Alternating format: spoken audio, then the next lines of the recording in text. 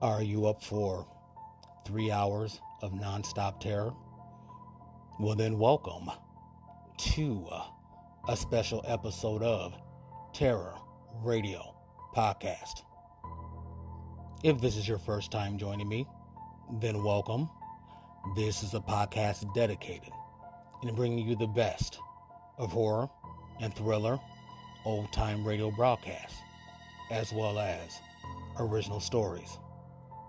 I'm your host, Keith, aka the Radio Show Nerd, and this is my birthday celebration to share with you all. 53 years old. Shout out to all my Generation Xers. So, without further ado, this is Terror Radio. We're going to start off with the radio play, The Shadow People, which is from the radio series Hall of Fantasy.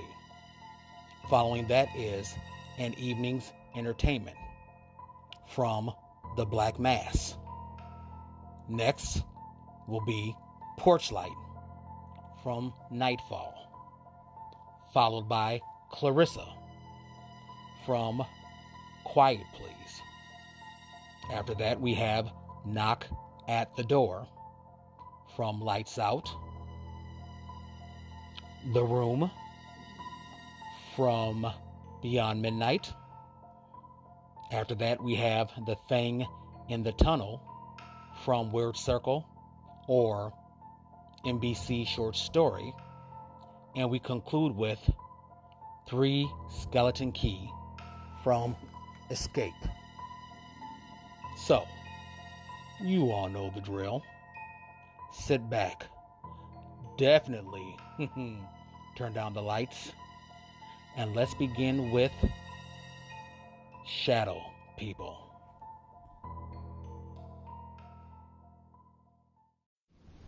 And now, the Hall of Fantasy. Welcome to the Hall of Fantasy. Welcome to the series of radio dramas dedicated to the supernatural, the unusual, and the unknown. Come with me, my friends. We shall descend to the world of the unknown and forbidden, down to the depths where the veil of time is lifted, and the supernatural reigns as king. Come with me and listen to the tale of the Shadow People. Elaine, have you seen anything else since you spoke to me last? No, I haven't. Ever since Mother died, nothing's happened. Well, I only hope it came from upstairs. Come on. Oh, you don't I don't know what to think, but I only hope it... David, if anything's happened to him... We'll see in a moment. There's no light in this room. You wait here, Elaine. Where's the light? Over to your left.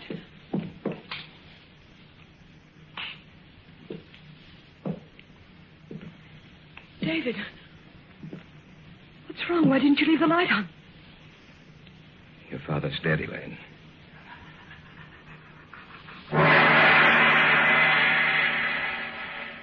In just a moment, the Hall of Fantasy will present The Shadow People. And now for our story. An original tale of fantasy by Richard Thorne entitled The Shadow People.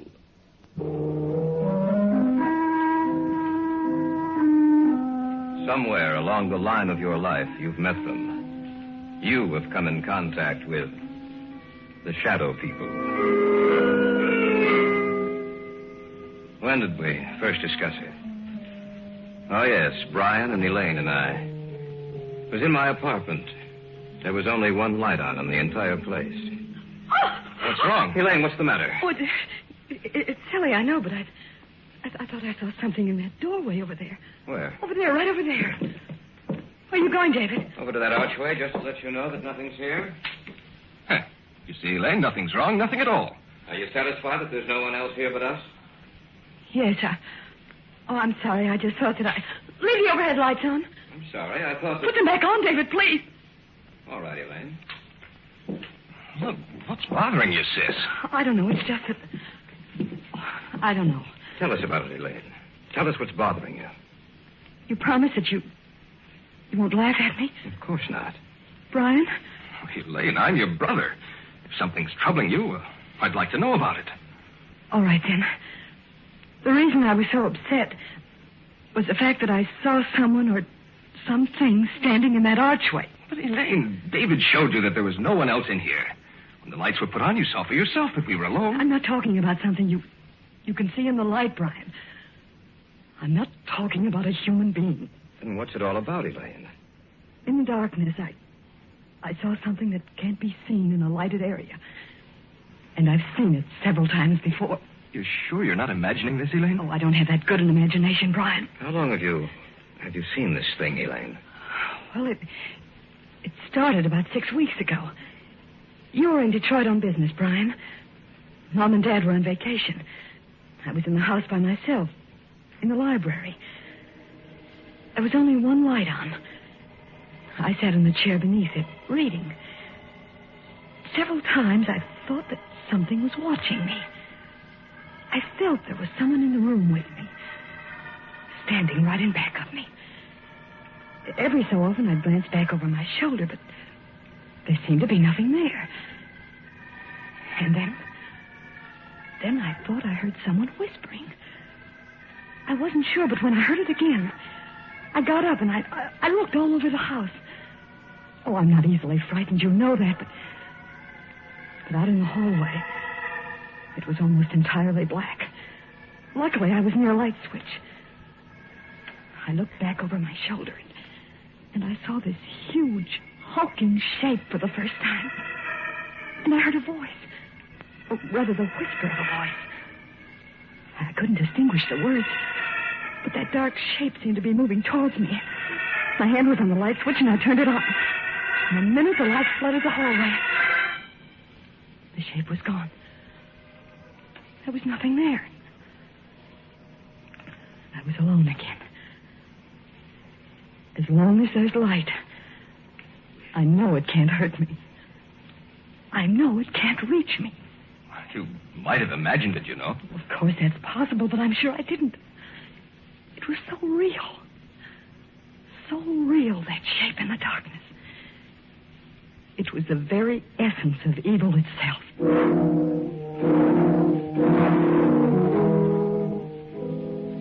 There was an old man I knew of, a Dr. Heselius. I'd heard that he knew quite a good deal about the supposed supernatural manifestations which had taken place in the world. I went to him to see if he knew anything that might explain the events of the story Elaine had told us.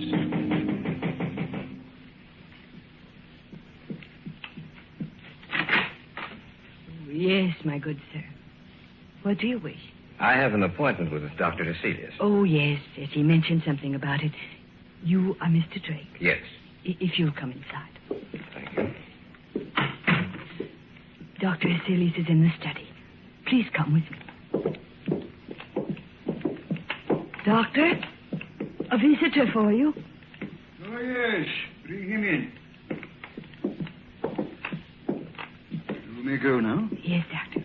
Mr. Drake? Yes. Sit down, please, in that chair over there. Thank you, sir. Now, what is the nature of your visit to me? Well, I understand, Dr. Heselius, that you have a great knowledge of the supernatural manifestations which have occurred on the earth. Great knowledge, Mr. Drake? No, hardly that. I have only scratched the surface in my years of study. Perhaps I can help you. Then again, perhaps I cannot. Well, may I tell you the story? By all means, my good sir. All right. Now, this didn't happen to me, Doctor, but to my fiancée. It seems that about 6 weeks ago, when she was alone. But when the light was on, the dark form disappeared. And that's the story, sir. As much of it as I can remember. Mm-hmm. I see. It's a strange tale to tell. I'm fully aware of that, Dr. Heselius. You say she seemed to hear whispered voices? Yes, that's what she says. I see. A moment, please. I have a book in my file. Oh, yes. Here it is. This is the one. Yes. Perhaps I may be able to help you after all. Let me see. This is a very ancient book, Mr. Drake. I seem to remember... Yes. Here is an account of a happening such as you relate. And we shall live on the earth, and they shall not see us. Yes, it has been foretold by the ruler of the darkness. They who live by day, retire to sleep by night, shall never know that we walk with them, that we watch them, that we wait for our chance. Only in the night will they see us, for in the daylight we are not seen. Only in the night, when the darkness grows together and the forms of the shadow people are shaped from the blackness, they will know us. Then they will know that we are their companions, for we are the shadow people.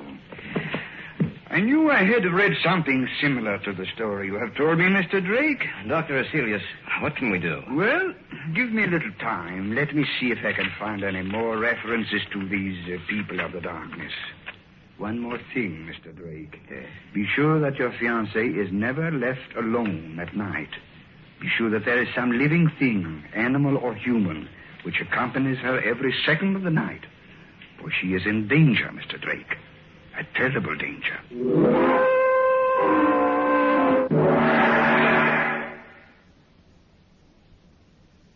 Back now to our story. An original tale of fantasy by Richard Thorne entitled The Shadow People.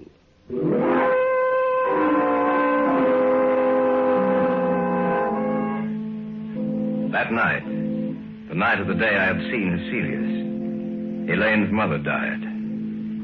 She died in her sleep. When she failed to appear for breakfast, Elaine's father went upstairs to see what was wrong. When he entered her room, he discovered that she was dead. The family doctor couldn't explain it, for Elaine's mother had been in perfect health. A few weeks later, I was out at the house spending a weekend with them. I glanced at the clock on the mantel, and it showed 11.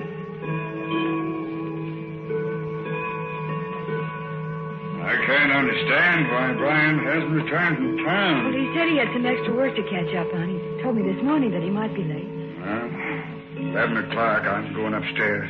Glad you came out, David. It's good seeing you again. It's a pleasure to be here, sir. Well, don't stay up too late. See you both in the morning. Good night. Night, Dad. Good night, Mr. Davis. He isn't the same, David. Ever since Mother died, he hasn't been the same. I didn't realize that until tonight. He's changed. I only hope that he'll start living again. Ever since she died, it seems that a part of him died with her. Elaine, have you seen anything else since you spoke to me last? No, I haven't. Ever since Mother died, nothing's happened. Well, I only hope. Came from upstairs. Come on. You don't think... I don't know what to think. I only hope... David, if anything's happened to it... We'll see in a moment. There's no light in his room. You wait here, Elaine. Where's the light? Over to your left.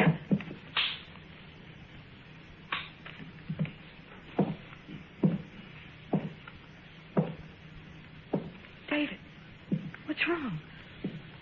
Why didn't you leave the light on? Your father's dead, Elaine.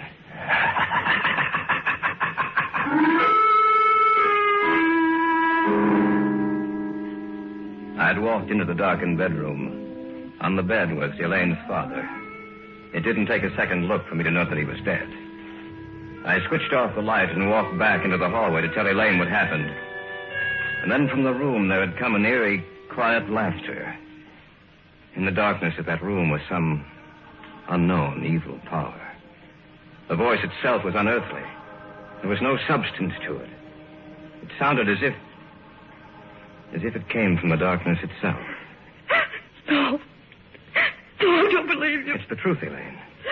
There's nothing more I can do. We'll have to notify the police. Tell me it's not the truth, David. Tell me it's not true. I'm sorry, Elaine. I wish I could. Your father's dead.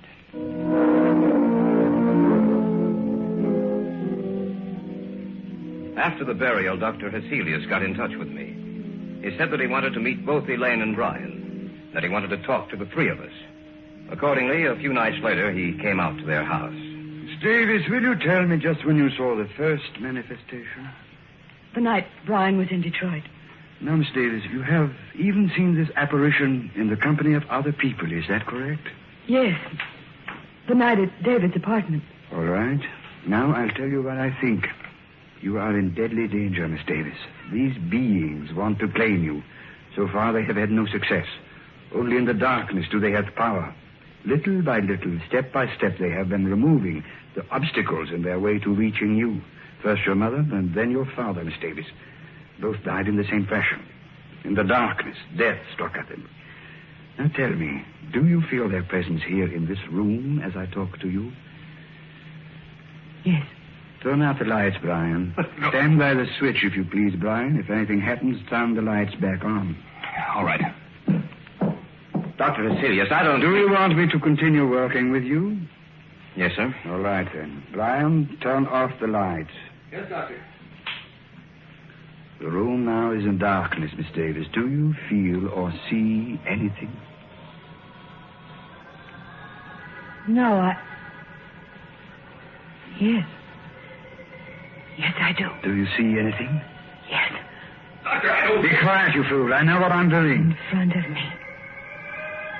The darkness gathering together into a huge, terrible... Not only do you see us, Miss Davis, but everyone else in the room also will see the vague shapes forming themselves in the blackness.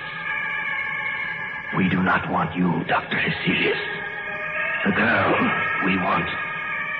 We advise you to drop this case. You'll only bring down the wrath of the shadow people upon your head. The girl. We want the girl. Do not stop us. Let us take her now. Turn on the light! They're gone. Miss Davis, are you all right? Yes. Yes, I am. Just as she said. The darkness. I saw it form into something, too. So did I. What are we going to do, Dr. Hecelius? At the present moment, I don't know. But this much I do know. You must leave this house immediately. You must try to get out of their reach. I don't know if that is possible. I hope it is. I shall have to return to my home. I must learn if there is some manner by which we can defeat these creatures. For the moment, leave this house. Dispose of it in any manner you may see fit, but leave this house.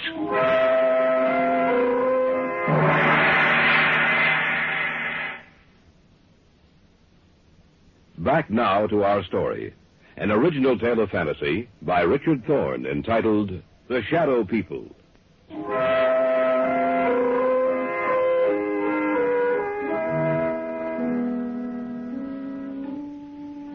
We had spent the night in my apartment, the three of us. The following day, Brian and Elaine made arrangements to dispose of the house. In the afternoon, Dr. Hecelius called me and asked that I come to see him. David, I'm glad you're here. Anything new, Doctor? Yes and no. You realize, of course, that this spiritual manifestation is not new, that it has gone on for centuries. No, I wasn't aware of that. It's true, David. De Maupassant wrote what was supposedly a fiction story about the manifestation, David. He called it Orla.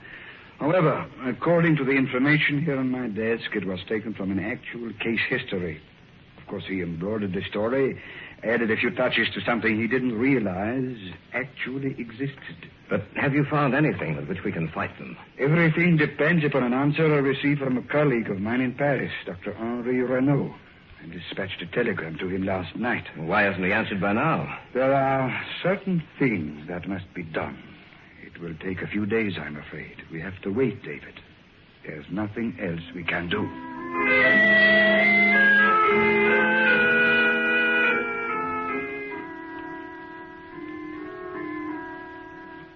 In the next few days, the house was sold, and Brian and Elaine moved into a newer, more modern home a few miles from my apartment. Cecilia said it might take a few days for them to build up their power. I spent the night at the new house. The lights were left on, and I watched for any unusual occurrence. In the daytime, I'd return to my apartment and get some sleep. About 4 days after Elaine and Brian moved into the new house, I was at home when Hecelius phoned me.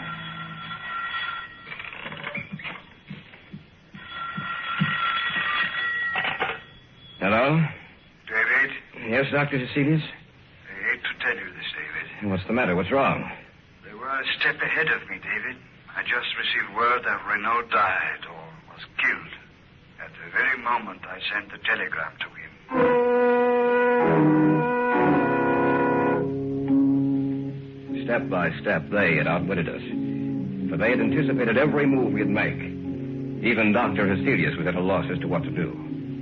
He agreed to meet me at the Davis house.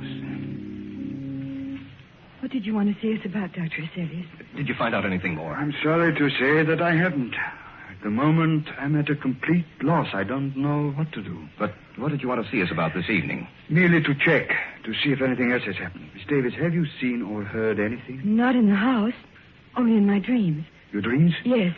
When I go to sleep at night, in my dreams, in the darkness, I see them. And it's grown worse, much worse. I was hoping that it would not have progressed so far.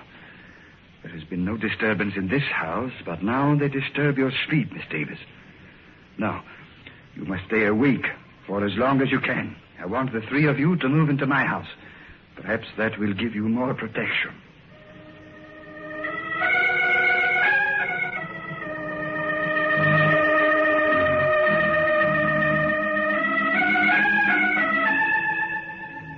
That night, we moved over to Hecelius' house.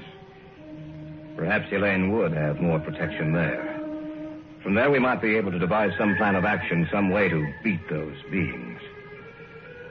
For a few days, things were quiet. The shadow people seemed to have withdrawn. For a while, I thought that we might have succeeded in thwarting their purpose. Elaine no longer complained of troubled sleep. But that condition lasted for a few days only. About 10 days later, they made themselves known and felt again. That night, we were in the study, when suddenly Hecelius whirled around and... Elaine, what are you looking at? Outside the house. Right where the light leaves off, I see them. She's right, Dr. Hecelius. I can see them, too. What should we do, Doctor? Nothing. What do you mean, nothing? There's nothing we can do. We can't just... We can't do anything, Brian. Don't you understand that they have us at their mercy? The greatest man in my field was Henri Renault. If he could do nothing against them, what do you think we could do? He's right, Brian. There's nothing we can do. As long as the house remains lighted, just so long will they remain outside. If the lights were to... That sounds The night father was killed. The same sound. We heard the same sound. The lights. What's happened to the lights, all right? I don't know. Be quiet, please. I thought of this emergency. A candle. That's right, Miss Davis. As long as this burns, this one candle will be safe. For they cannot advance into the light. They are limited by the darkness. As long as the candle burns, they will have to remain outside of this room. Around you, in every room of the house, in the darkness outside, we are around you. This time you shall not escape. This time we will blame you. Take it easy, Brian. I can't stand it. I'm getting out of here. Brian, come back. Don't be a fool. I'm going after him. Stay here. We just can't let him He go. won't have a chance. I doubt it. Miss Davis, I'm afraid that your brother is dead.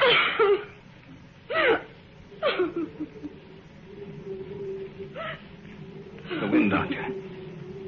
Listen to the wind. I know. Yes, Doctor. Listen to the wind. You must realize by now that the three of you haven't a chance. You must know in your minds that we can destroy you at any moment we desire. But, Dr. Hecelius, you may still save your own life. Let the others go. Give them to us. No. No, you will have to take all of us. Shall we destroy your light? Shall we move in on you now? As you will. Do as you will.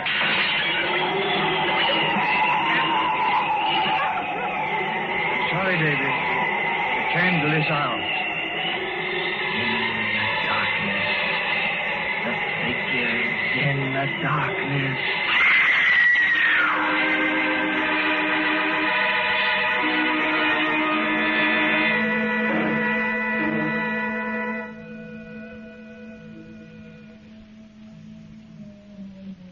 We warned you, Hecelius. You and the brothers are dead now, and we shall live on the earth, and man in the day shall not see us. They will know that we wait for our chance, that we walk with them. Only in the night, when the darkness grows together, and the forms of the shadow people are shaped from the blackness, will they see us. Then they will know that we are their companions. Look next to you, there, in the shadows.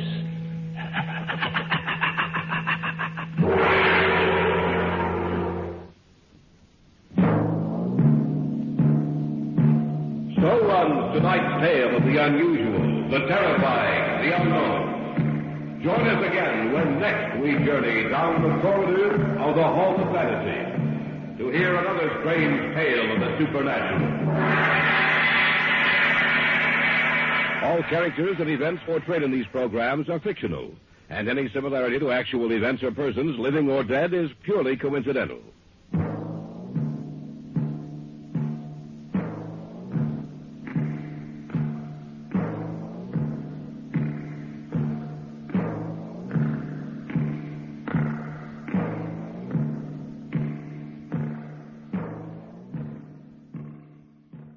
Welcome to the Black Mass.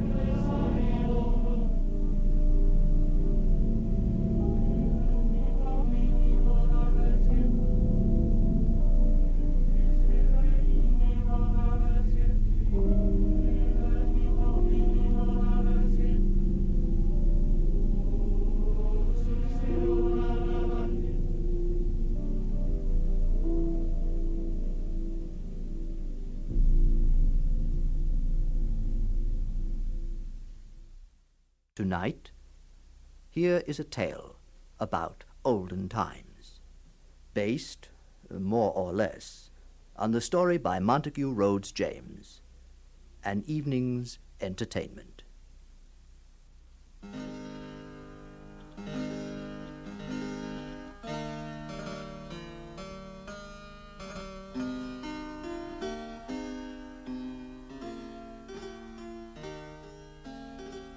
Nothing is more common form in old-fashioned books than the description of the winter fireside, where the aged grandam narrates to the circle of children that hangs on her lips story after story of ghosts and fairies, and inspires her audience with a pleasing terror. But we're never allowed to know what the stories were. Here, then, is a problem which has long obsessed me, but I see no way of solving it finally. The aged grandams are gone, and the collectors of folklore began their work too late to save most of the actual stories which the grandams told. Yet such things don't easily die quite out, and imagination, working on scattered hints, may be able to devise a picture of just such an evening's entertainment. Let's see now. There's the fire burning brightly in the large stone fireplace. On the one side sits the squire, exhausted by a long day after the partridges, and replete with food and drink. On the other side his old mother sits with her knitting, and the children, Charles and Fanny, are gathered about her knee. Oh, I want to wind Granny's yarn. You did it last time. No, you did it twice before that. Well, that doesn't count because... Oh, now, my dears. You must be very good and quiet, or you'll wake your father. And you know what'll happen then. Oh, yes, I know. He'll be wounded, cross-tempered, and send us off to bed. What's that? Fie on you, Charles. That's not a way to speak. Now, I was to have told you a story, but if you use such light words, I shan't. Oh, Granny, please. Granny. Oh, please, we'll be good. Shh. Oh, now I do believe you have woken your father. Hey, look there, Mother. You can't keep them brats quiet. Yes, John, yes, it's too bad. I've been telling them if it happens again, off to bed they shall go. There now. You see, children? What did I tell you? You must be good and sit still. And I'll tell you what. Tomorrow you shall go a-blackberrying. And if you bring home a nice basketful, I'll make you some jam. Oh, yes, Granny, do. And I know where the best blackberries are. I saw them today. Oh, and where's that, Charles, dear? I know too, Granny. It's in the little lane. It's in the little lane that goes up past Colin's cottage. Charles? Fanny? Whatever you do, don't you dare to pick one single blackberry in that lane. Don't you know? But there, how should you? What was I thinking of? Well, anyway, you both mind what I say. Why, Granny? Why shouldn't we pick them? Why shouldn't we pick them? Shh. Remember what I told your father. But Granny, why? Very well, then. I'll tell you about it. Only you mustn't interrupt. Here, Fanny, you can take the knots out of this skein for Granny. Now, let me see.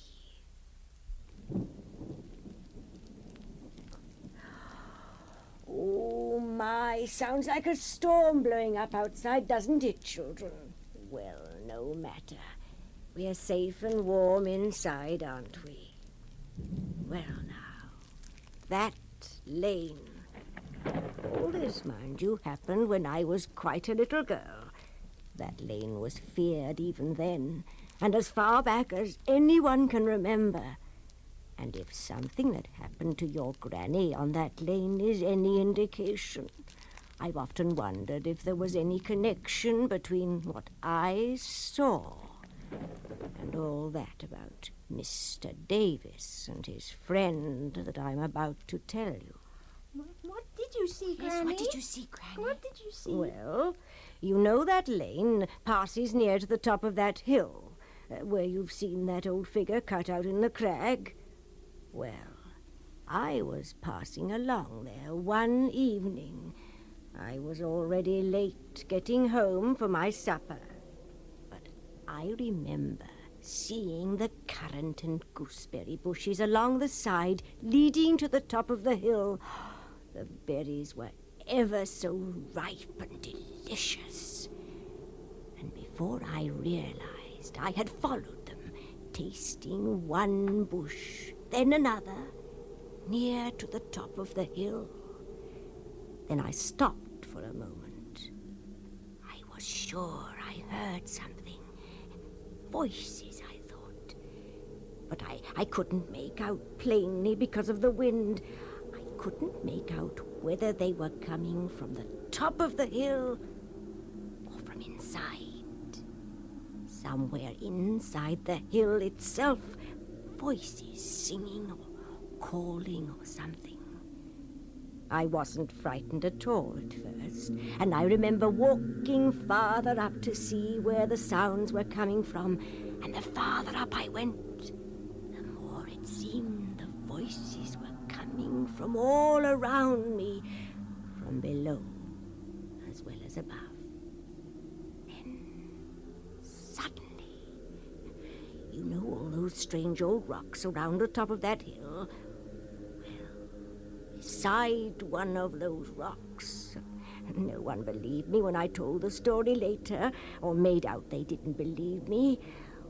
Well, what I saw was a hand, a whole arm reaching up from out of the earth.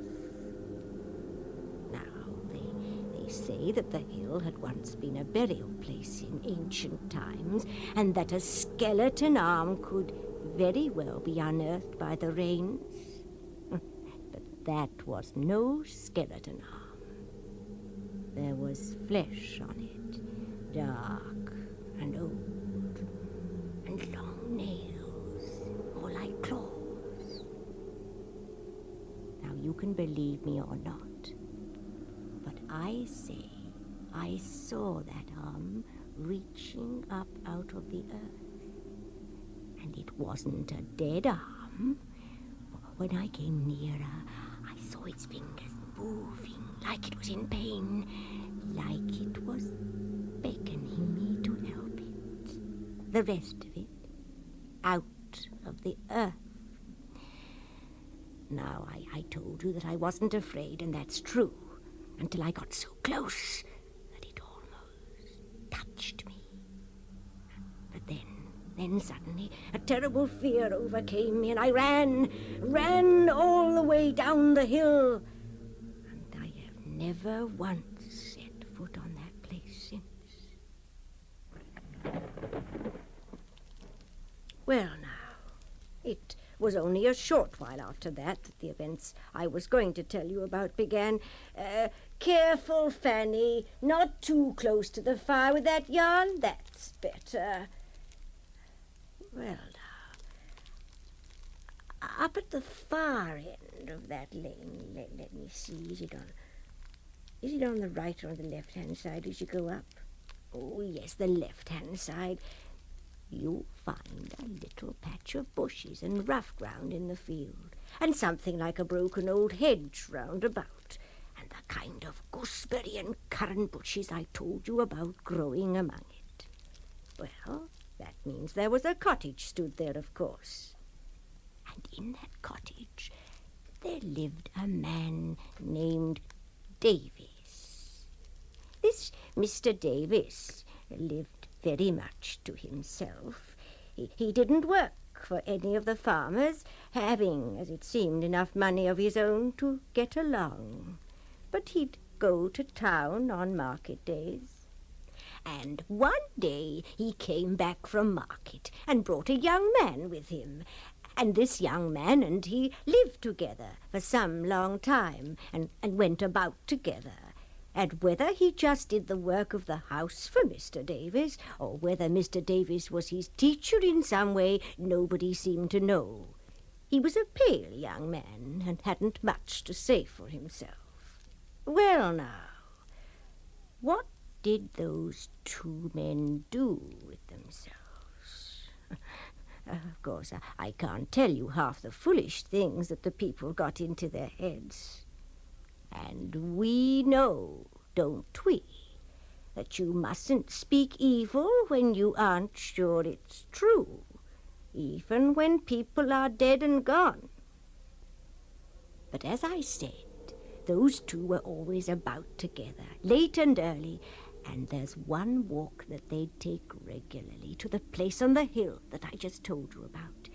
And it was noticed that in the summertime they'd camp out there all night. I remember once my father, that's your great-grandfather, told me he had spoken to Mr. Davis and his young friend one evening when he met them on the road. He asked them why they were so fond of going up there. Why? Why, sir, it's a wonderful old place, and I've always been fond of the old-fashioned things. And when my boy here and me are together there, it seems to bring back the old times so plain. Well, it may suit you, but I shouldn't like to be in a lonely place like that in the middle of the night. Oh, sir, we don't want for company at such times. That is to say, Mr. Davies and me is company enough for each other. Ain't it so, master? Aye. Then there's a beautiful air there of a summer night, and you can see all the country round under the moon. Oh, it looks so different, seemingly, from what it do in the daytime. Them bars there, the mounds, all over up there. Now, what would you think was the purpose of them, sir? Why, I've heard, Mr. Davies, that they're all graves. And I know when I've had occasion to plough up one, there's always been some old bones and pots turned up. But whose graves they are, I don't know. People say the ancient Romans were all about this country at one time. But whether they bury their people like that, I can't tell. Oh, to be sure. Well, they look to me to be older like than the ancient Romans, and dressed different. That's to say, according to the pictures, the Romans was in armor. And you didn't never find no armor, did you, sir? Not by what you said. Well, I don't know that I mentioned anything about armor. But it's true, I don't remember to have found any. But you talk as if you'd seen them, Mr. Davis. Seen them, sir? That would be a difficult matter after all these years. Not but what I should like well enough to know more about them old times and people, and what they worshipped and all. Worshipped? Well, I dare say I've heard and read about them heathens and their worship. Torture and dances, behavior lewd and ungodly, sacrifices. Oh, torture and dances, you say? Sacrifices, you see.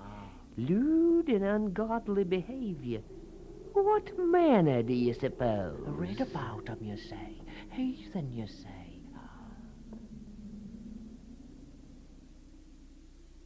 That was the only time my father had much talk with Mr. Davis. It was around that time that people believed some sort of meetings went on at night time on that hill, and that those who went there were up to no good. And there was known to be others besides Mr. Davis and his young man, I mean.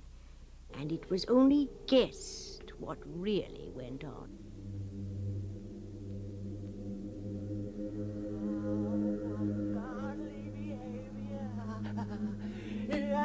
Dances and tortures, master.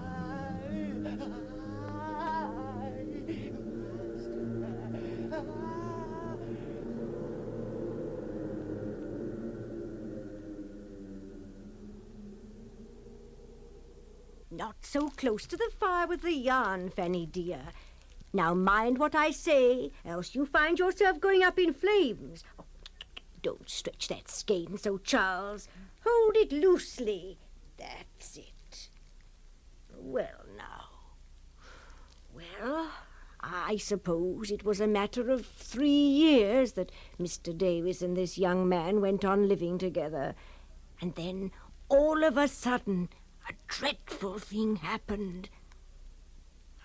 I don't know if I ought to tell you what it was. Oh, yes. Oh, please, Granny, do, please. Well, then, you must promise not to get frightened and go screaming out into the middle of the night. Oh, no, we won't. No, we won't. Of course we... Well, one morning, very early, towards the turn of the year, I think it was in September, one of the woodmen had gone up to his work near the hillside just as it was getting light.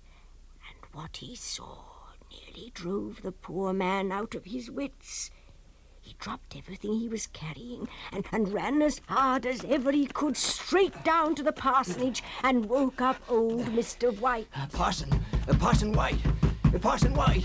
What is it, man? Oh. Quiet, glory be. What's the matter with you? Oh, Parson, sir, come with me quickly. It's horrible, it's horrible. Oh, but you must come with me to see what's been done. What's been done. Calm, just will you quiet down and tell me what it is, man? What have you seen? In the little woods near the hill there. Yes. Oh, so I was going up to my work and I saw it in a clearing, a white thing, what looked like, through the mist. A white like a man. Like a man, sir. And when I came near, I saw it was a man. Mr. Davies, young man, sir. What? Oh, he was dressed in a sort of white gown, sir. Foolishness. Yes, he was, and he was hanging by his neck to the limb of the biggest oak. Quite dead, sir. Glory be. But the real horrible thing, sir, was his hands. His hands? Oh, I don't think there were any hands. What? No, I couldn't rightly see for the blood, sir. Oh, the blood. May the Lord bless us and save us. What a sight to behold! A demon's work, if ever I saw, and himself before us. His left hand chopped clean off. Oh, if clean we can call it. Maybe cleansed would be the word for it. Cleansed, but for the right. Blood! There, Parson, there, just below.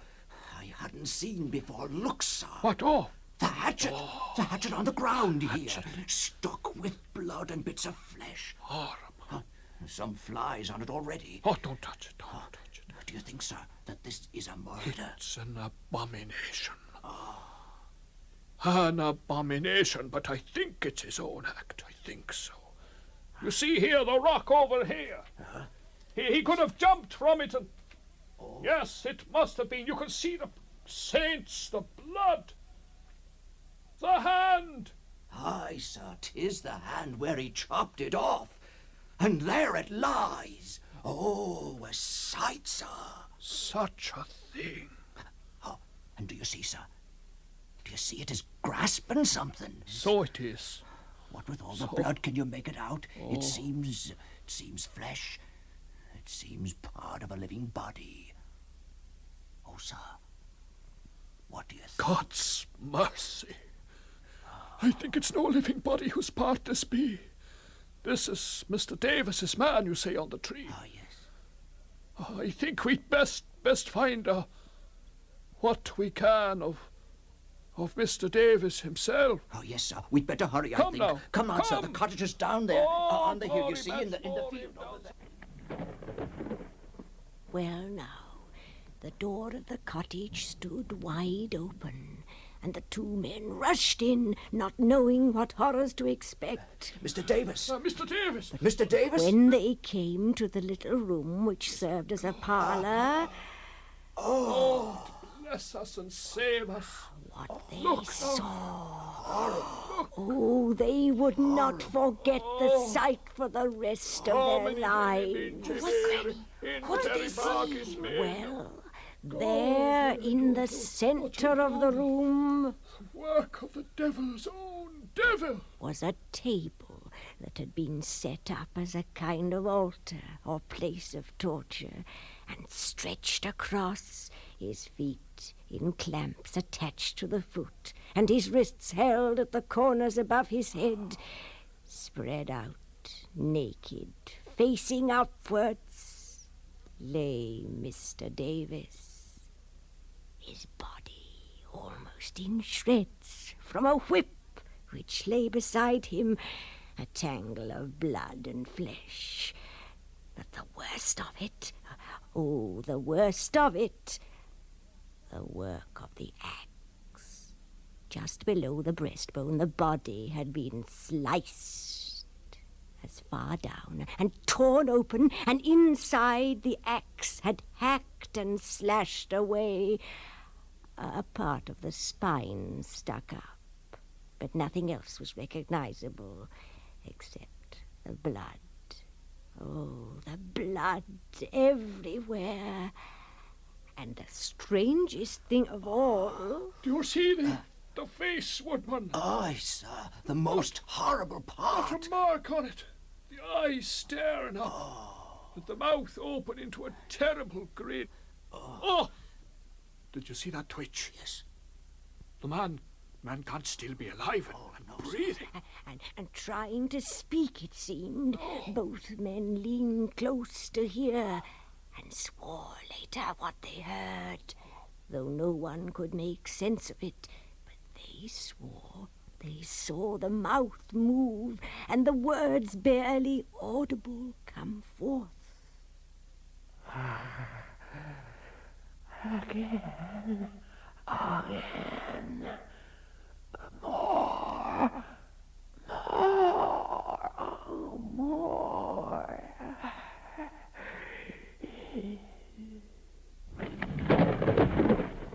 Well, now, Fanny, you're shivering, dear, and so close to the fire. You should fetch a woolly from upstairs, dear. No, Granny. I'm not cold. Well, here, you put Granny's shawl round you anyway. That's it now. Well, did they bury Mr. Davis? Did they bury Mr. Davis? Oh, that they did, and his young man together. That very night, but not in hallowed ground, as Parson White would have none of that, but up on the hill. And it was no proper burial either. Some of the men just dug a hole large enough and gathered rocks. Only those few men needed for the task were there. They heard the bell. It's not coming from the church, parson. No, we can all hear. It's coming from inside the hill. For the coming of them of their own. Aye, parson. And when we dug the grave, we could swear, but for the darkness and only the candles lighting, we struck things that screamed and pulled themselves deeper into the earth. We've no place here. This isn't the Lord's ground. Quickly now, throw the bodies in. Cover them with rocks and some earth. And be away now, come on.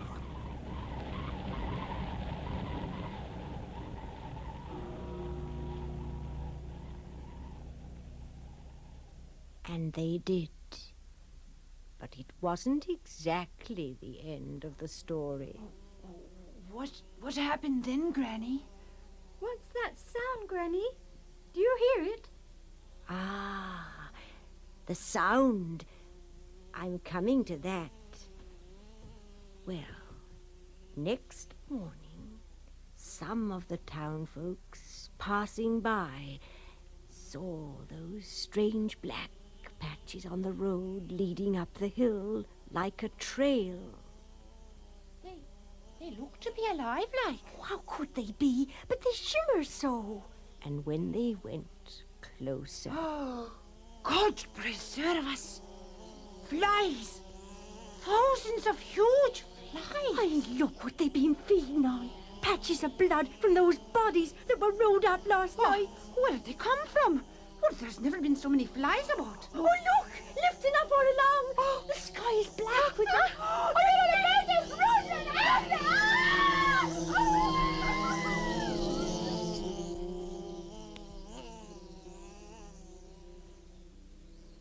They found the women, swollen beyond recognition, almost changed in shape, you might say, looking more like them horrible half-animal monsters you see pictures of in ancient books. But almost as fast as they came, they were gone, the blood cleaned from the road, and as some folks swore, taken back by the flies into the hill. Now, Charles. Yes, Granny. And Fanny. Yes, Granny? Now, I want you to pay special attention to what I'm going to tell you. You remember my saying about them blackberry bushes, not to pick a single blackberry? Yes, Granny. Well, from what I'm going to tell you now, you can judge for yourselves. Now, I said those flies went back into the hill, or wherever they came from, but that wasn't the end of it. Some of them is always seen about up there. And it was one day, while I was courting your grandfather, we were walking up there among those very bushes, and one of them berries, at least I thought it was, seemed to come alive in my hand. I felt the sting that couldn't open my hand. Now I can only say what I know. A numbness went over me. I heard sounds. Then something like a terrible whip. I can't remember all that happened, but your grandfather says he had to hold me from doing things. And it was his own words that the very devil had gotten into me. Later, when I opened my hand and wiped the awful insect away, I couldn't tell whether the blood had come from me or the demon itself. So you both mind what I say, and find your blackberries down in the hollow near the creek. Oh, but look at the time. Off with you to bed. Oh, Granny. Off with you now. Granny, can we have a candle tonight? A candle? Certainly not. Now, off with you, and Granny will come and tuck you in later. Go on. Oh, Granny. And no, Charles, Charles, don't you frighten your sister up there in the dark, or there'll be no more stories for you. Mother, what's that? Oh, I've just sent them off to bed. Oh, you've been telling them those stories again. You know, Mother, that none of them is true. Where do you get them from? Well, some of it's true, and the rest... Well, it's like I take hold of something and pull gently, and the rest comes up all of its own. Well, I couldn't tell you where it comes from. I'm going to my bed, too. You'll see to locking up, Mother. Good night. Oh, I'll see to it. Good night, Sonny. Yes. I'll just sit a little while longer.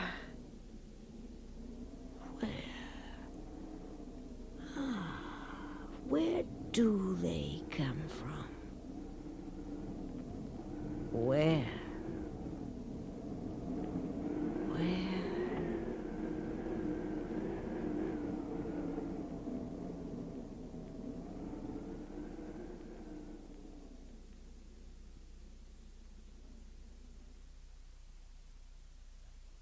That was, we hope, An Evening's Entertainment by Montague Rhodes James. Pat Franklin played Granny. Her children were played by Marion Winch and Arlene Sagan. The narrator and Parson White were played by Bernard Mays. Don LePage was Mr. Davis, and Frank Laverdi played Granny's father. Mr. Davis's young man and the woodman and the snoring father were played by Eric Bowersfeld, and the two ladies who were eaten by the flies were Arlene Sagan and Pat Franklin. The technical production for the story was by John Whiting, and the adaptation was by Eric Bowersfeld. And now, good night.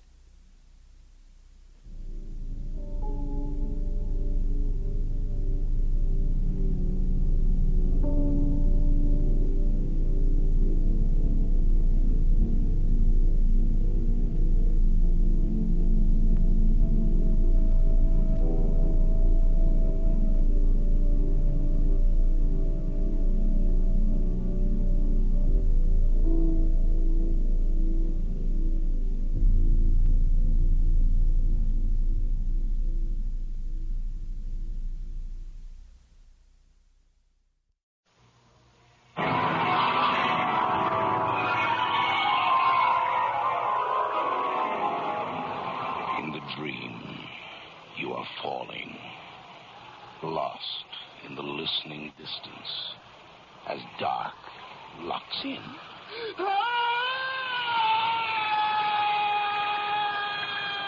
Nightfall.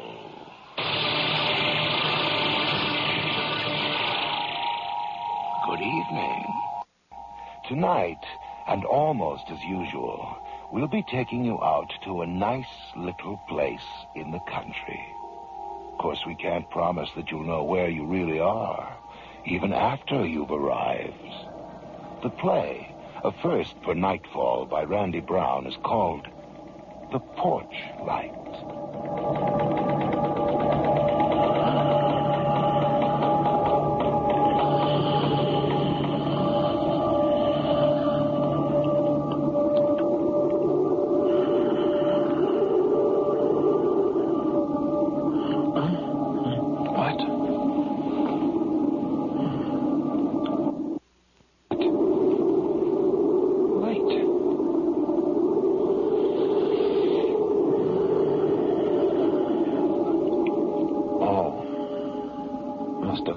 Downstairs porch light on. What time is it? God, 3 o'clock in the morning. Wait a minute. I turned that light off before I came upstairs. Maybe Carol... No. She was already here in bed.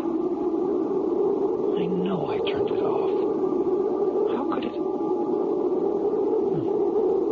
Strange. Damn it. Now I won't get back to sleep until I turn that thing off. Shh. Try not to wake Carol. slippers. Dressing gown.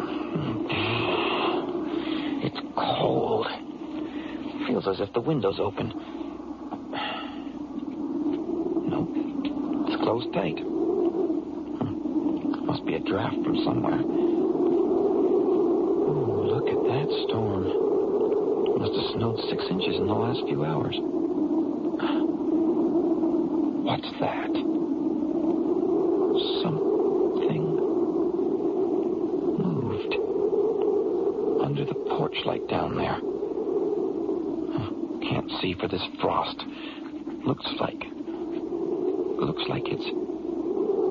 Yes, it is. It's a man. Standing under the porch light. My God, he's looking up here, waving. Like he wants me to come down. What the hell? What's he doing out there in this weather? Bob? Bob? I'm over here. What are you doing? There's a man under the porch light, waving to me. Oh, come back to bed. No. Come and see this. It's cold. Well, put on your dressing gown. Why don't you turn on the light? Not yet. There's something strange. Oh. Why is he waving like that? He couldn't possibly see me. Why doesn't he knock? Oh, maybe he knocked before and you didn't hear him. Well, could be. Something woke me.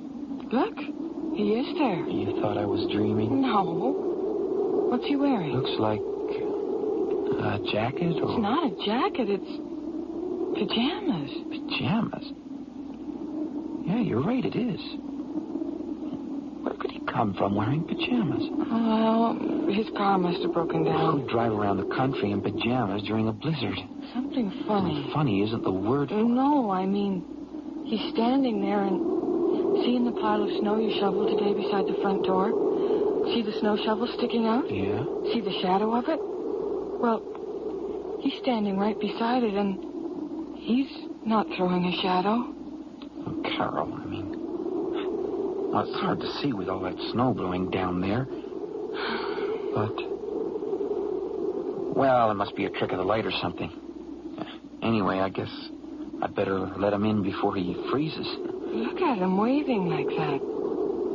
How could he even know we're home, let alone at this window? Oh, he knows we're here all right. The car's in the driveway, the porch light's on. Why'd you leave the porch light on? Well, I could swear Well, never mind.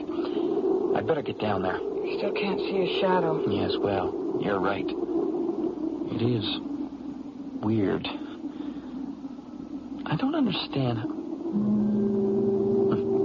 Anyway, better go. Wonder who he is. Don't know, but we'll find out. Wait. Bob, I'm coming with you.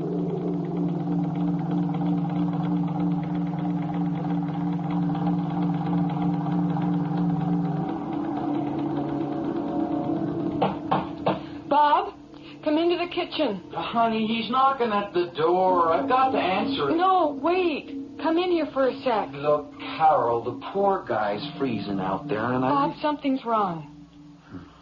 Look, he probably just needs to use the phone. I want you to be careful. What's the matter? That man, I think there's something strange. Here. Take this with you in case. A knife? Are you really so scared you want me to greet this guy with a knife in my hand? Just in case. Listen. Look, he's knocking. I'll be careful. It's only one guy, and he must be half frozen. I don't think I need it. But leave the knife on the counter. Bob, I mean it. I don't think you should let him in unless there's somebody else here. Somebody else? Like who, for instance? Santa Claus? Call the police. Honey, you're too used to Toronto. We're living in the country now. The OPP is 20 miles away. Look, trust me, will you? I trust you. It's him, right? Yes. Now, don't worry. I'll be careful. You wait here. You can see the front door. If he tries anything at all, phone the cops. Oh, I don't like this. Hang on. I'm coming. Hang on on to your hat. I'll be right with you, my friend. Right with you. Hello, what's... There's nobody here. Bob? Now, who's where there? the hell could he... Is there somebody out here? What are you doing? Yes, sir. All right, somebody's playing tricks. Is that it? Where's the... The guy's gone. Where'd he go? Search me. Come back in here. I'll just take a look around the side. Hey, come off it, Carol. Stop playing games. Don't turn the light off. Hey, Oh, what's going on here? What? I don't... Well, thanks a lot. What'd you lock me out For? Are you idea of a joke or something? Bob, I didn't touch it. I didn't. It slammed and locked by itself. Sure. Okay, sure. Maybe the wind caught it, but you must have turned out the light. I didn't, I swear. Oh, come on, I don't believe you, Carol. I swear to God I was standing right behind you, and the light went off, and the door slammed, and I saw the lock turn by itself. Well, sure, okay, whatever you say, except that happens to be a deadbolt. You have to turn it yourself. I didn't touch it or the porch light That's either. Impossible. Watch. See? It won't move by itself, and the light doesn't move by itself either. I am not lying. Okay, you're not lying. The thing is, where's that guy? I can't figure him. Hey, hold on a second. Where are his footprints? Right there. No, those are mine. What's going on? There aren't any footprints leading away. None at all except mine. What is going on?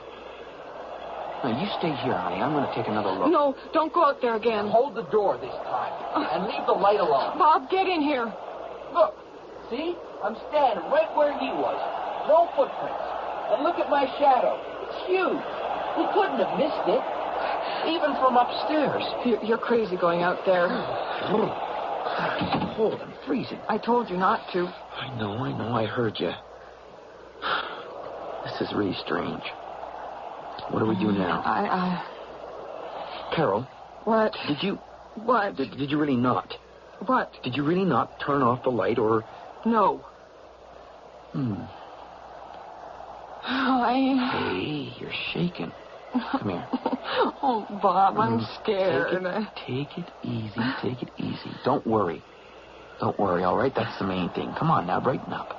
What are we going to do? Well, the first thing we're going to do is take a real good look around. Look around? Come on now, open your eyes. Bob, I can't. I want to go back to bed. And leave me? No, I want you with me. Sure. We'll do that, but first we've got to. Come on now, stop shaking.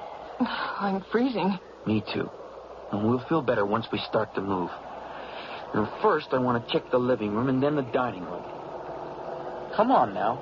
Are you coming?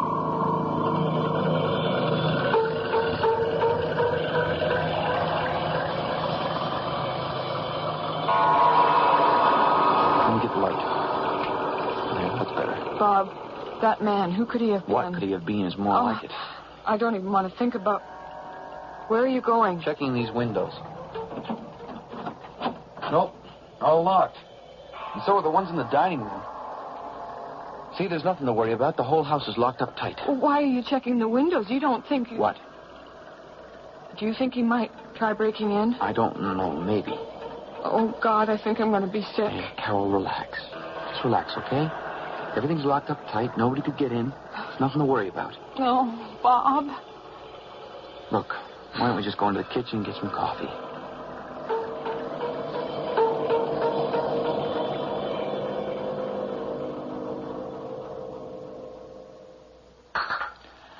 My neck muscles. Tense. Call the police, please. Oh, for God's sake, Carolyn, tell them what? A man knocked, then disappeared. A lock turned, a switch moved. I can barely believe it myself. I can't understand it. It's like a nightmare. Just call them. They'd probably ask me if he landed in a spaceship. Then I'll call them. What's the number? Above the phone. Something's wrong. There's no dial tone. Is it plugged in? Yes.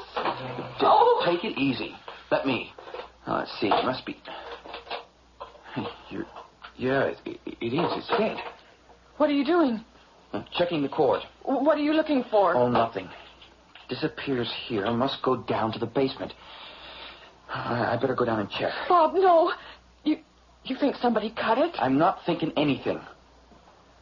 Actually, the storm, the lines are probably down. Don't go into the basement, please. Okay. Bob, wouldn't... Wouldn't what? Well, wouldn't...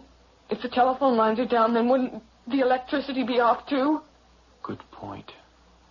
I wish I hadn't thought of that. Yeah. I wish you hadn't either. Bob, I think I hear... What? Something in the basement. Like what? I thought... I'll fix that. I'll lock the basement door. There. That'll do it. I'm sorry. It was probably just me. Maybe the furnace. I turned the thermostat up. I hope I don't start hearing things. Hey.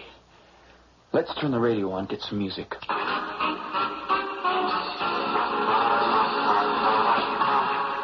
That was Ray Whitaker and his big band for your enjoyment at 3:11 in the morning. Well, I guess it's time for our late night weather report. Up to the minute weather from your local station, CKQE, serving the whole Huntsville region. And as all of you who are up right now at this time of the morning know, there's a bad storm out there. But that's what January is like. I guess we just have to love it, or we go to Florida. That's not a bad idea. Anyway, the main highways are blocked at the moment because of heavy drifting. But we've been assured they'll be open by the morning. I guess all you people out there in the secondary roads better huddle down for a long wait before the plows get to you. Now, don't get out in your car, that is, if you can get out in the first place, and I don't think that's very likely. Now, police are warning everyone, stay off the road, so you pay attention now. We're getting the worst of it, maybe as much as 1 meter. Let's see here, 1 meter. That's 39 inches of snow. Whew, that's expected to fall in the next 24 hours. Now, don't worry, the crews are out, and everything is under control. And for a more cheerful note, tonight's hockey score in the... The police couldn't get here even if we could phone them. Nope, and we couldn't... We couldn't get out, is that what you... Yes. I wouldn't go out there with that man. Oh, why didn't we buy a house closer to town? You know why, Carol? This one was so cheap. We thought there was something wrong with it, like it was stolen or something. It was okay last summer. It's all we could afford, and we couldn't have gotten anything half as good for the price in Toronto. It was cheap even for up here. Yeah, well, now I understand about that story. What story? The story the real estate agent told me. I never heard it. I know. I forgot all about it at the time, but... But what? This tonight reminded me. Oh, God, what? Tell me. Well, it happened 10 years ago. The guy said a couple had been killed, murdered by an intruder. Here? Here in this Yes. house? Well, I never would have bought a house where... You know I never would have. That's why you... You never asked, Carol. Don't say that to me. You might as well have lied. Bob, that's... How could That's you? why we have a house at all. We couldn't have afforded it. Oh, no. Oh, where were they? Not... Killed? No, not in our room. She was found here in the kitchen, and he... This is the odd part. Stop, please. Don't tell me any more. We're selling this house, that's all I have to say, and... What's that? Footsteps. Upstairs. From our room. Sounds like steps on a wooden floor, but... Our bedroom's carpeted. Where are you going? Don't leave me. Come on.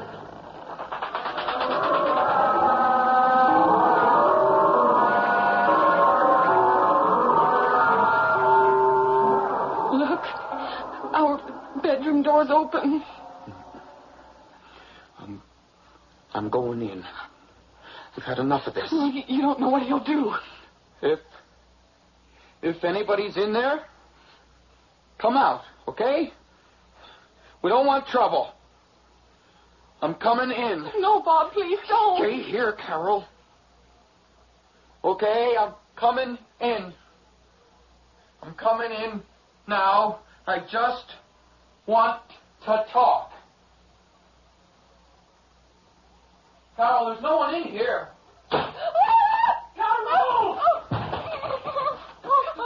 Carol, it's okay. Here, hold it. Calm down. I'm Get me here. out of here, please. Yeah, we're getting out of here. Come on. Let's go. Oh. Be careful. Watch where you Oh, going. God, I'm You fall. Watch your steps. Where are the damn lights? Where are they? We've got to get help. We've got to get help. Don't worry. Calm down. Carol. There's no light.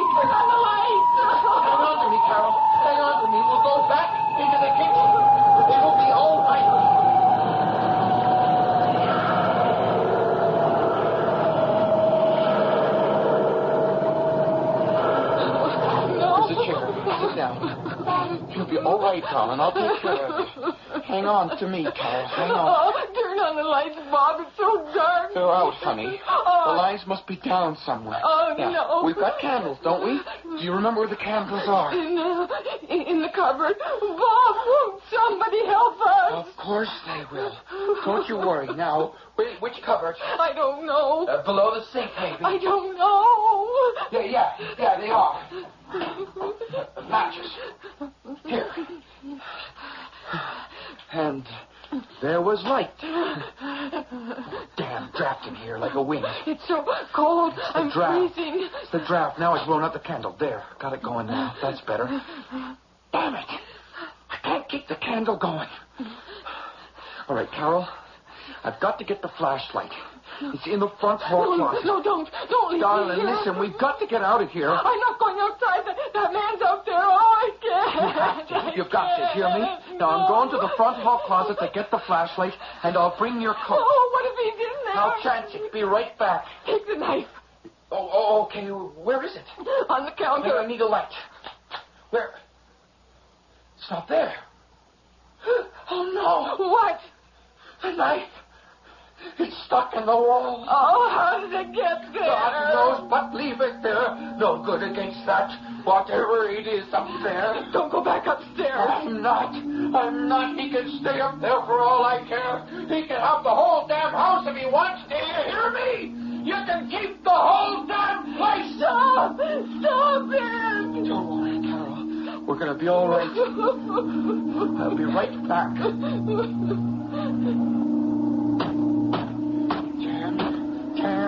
Damn him. I'll get him this time.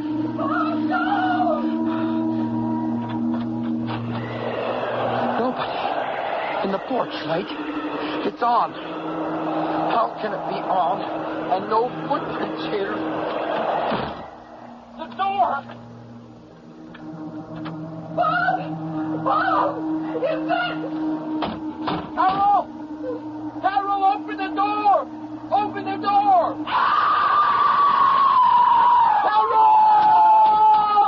Carol, I'm locked out!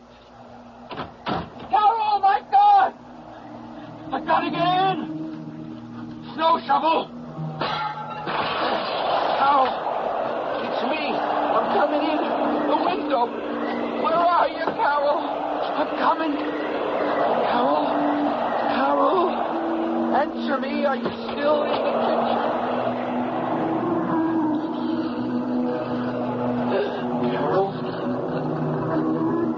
Carol, are you in here? Where are you?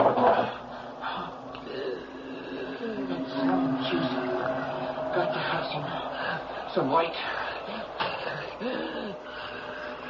Oh, the night. Oh, God. Carol.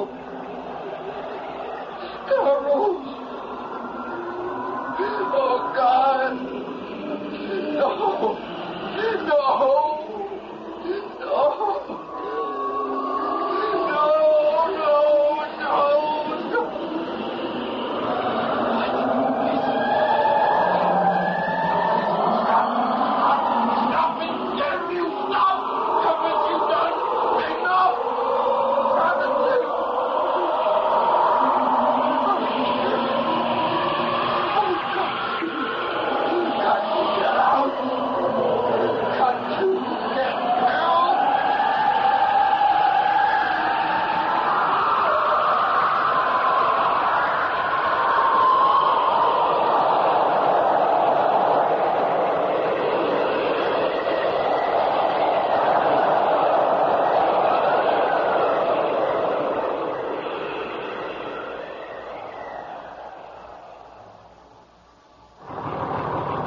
Road's been snowed in now 4 days, you know, officer, and we've been driving our rigs down and plowing them out as fast as we could get to them. Like I was saying, this road's been blocked since the big storm. When did you see the body? Well, I was coming slow up the hill, and I saw like a stick coming out of the snow ahead. Thinking it was a tree branch, I stopped. I found him froze solid. Turns Turns out it wasn't a branch. It was his arm sticking out. Do you know who it is? Not exactly, but I got an idea. Young couple bought the house about a mile back. Well, we'll drive down and take a look. You wait here and don't touch anything. There'll be another officer along to photograph him. Don't worry about me. I'm not going near him. Well, look at his face.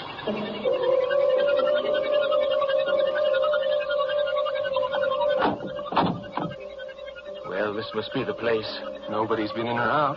Car's still in the driveway. Yeah. Let's go. How do you figure that guy got out in the road in his pajamas? Well, that's the $64 question. I say he was killed and dropped from a car. There was blood on him. Now, you don't get that from hypothermia. There weren't any wounds.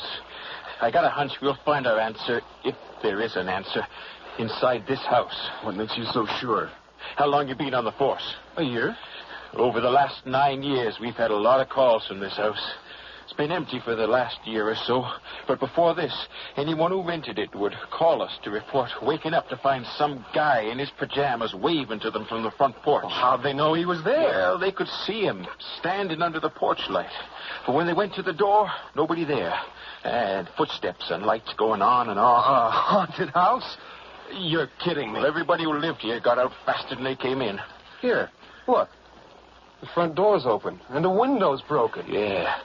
Looks like it was smashed with the snow shovel there. And the porch light's on. I got a feeling what we're going to find. Let's go inside. Hello? Anybody home? Snow's drifted in. There's no heat. Take a look in here, in the kitchen. There doesn't seem to be anyone. My God. A woman. My God, look at her. Yeah. She looks the same as... As what? As 10 years ago. The newspapers are going to have a field day with this one. But this isn't just a haunting, it's murder. It was murder 10 years ago. We found the exact same thing. Woman here in the kitchen and the man out there even looked the same. Door open, window broken. Even the porch light was on. Oh, the newspapers played it up. We figured an intruder. But then the forensic lab got evidence from the husband's body. He killed her. And these people? God knows.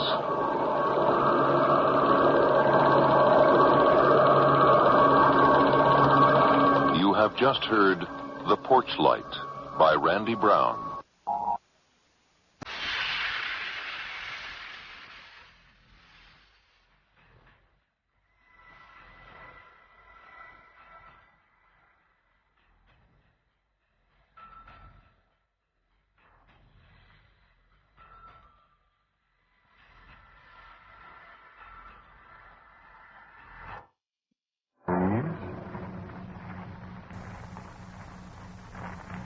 Quiet, please.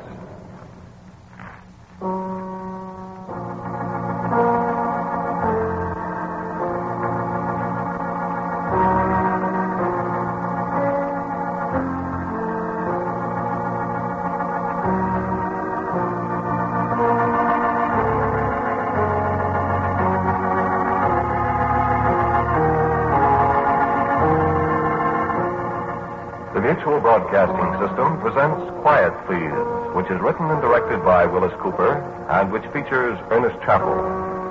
Quiet Please for tonight is called Clarissa.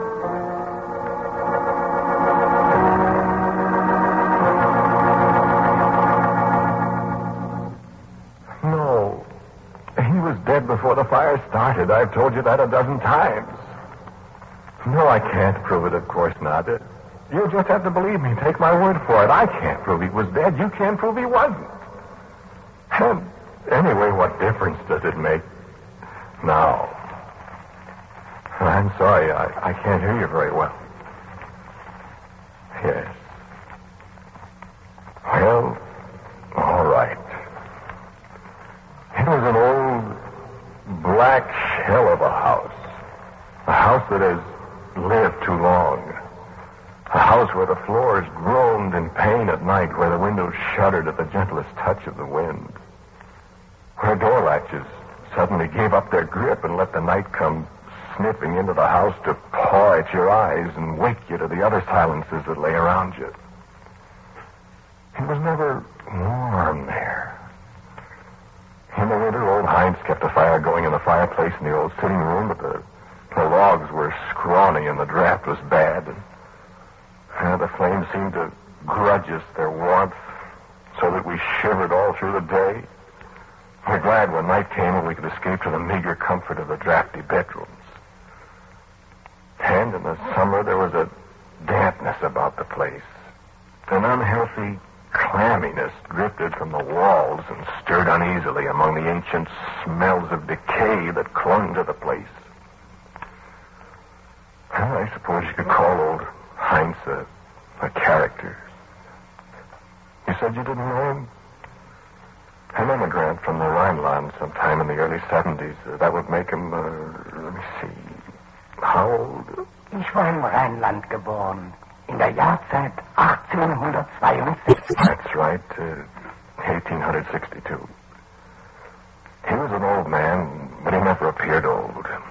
You might have taken him for a vigorous man of 60. His hair and his scraggly mustache were jet black. I suspect he dyed them regularly. And his blue eyes seemed as keen as those of a boy of 18. And he'd never been away from the house for a single night, he used to say, from the day he bought it and moved into it in 1888. And it was an old house then. Yes, I spent some very dreary days and nights in that house. What? I couldn't afford a better place to live. No, people don't go to live in a haunted house if they can find another place, you know.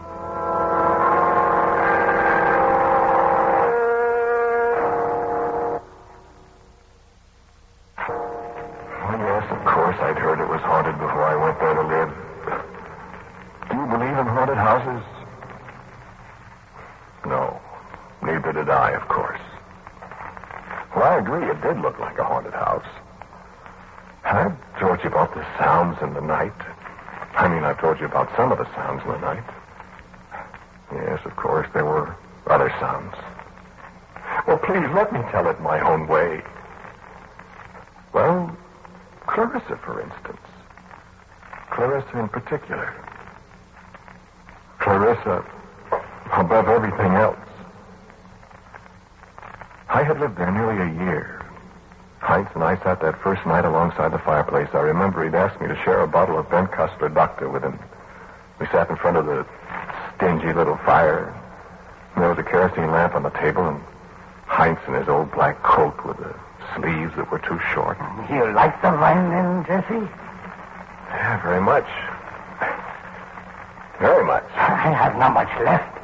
This is from before the war when it was easier to get, you see. But now, well, it is almost very last. You shouldn't be so generous with it, Heinz. Oh, no. Good wine always schmeckt besser when with a friend you drink it, nicht wahr? A little more? Not for a moment, thanks. Yes, to sit by the fire and look down into the coals and see images of the things past. And drink wine and see the images grow clearer. It is good in the old age. You've lived here alone for a long time? Yeah, a long time. Long time. I'm used to it. Used to the nights and the little fire and the silences. Yes.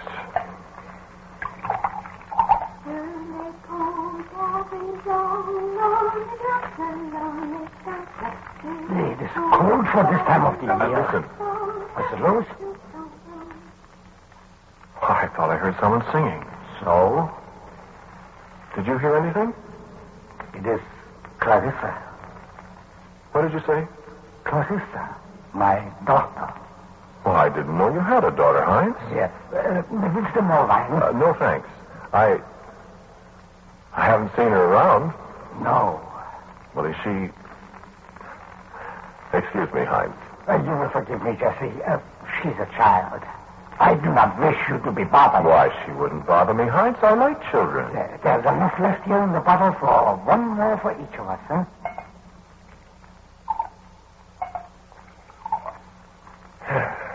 Thank you, Heinz. Yes? Schlaf wohl. And I drank the last of the wine with the old man. And then I climbed the creaking stairs to the dreary little room, carrying the kerosene lamp in one hand and casting fabulous shadows on the peeling wallpaper. Seeing the ancient plush-covered rocking chair nodding away at me as I entered the room, as if a startled occupant had suddenly deserted it at the sound of my footsteps on the stairs. And the cold spring rain drenching the window panes, and the murmured complaints of the beams and rafters of the old house.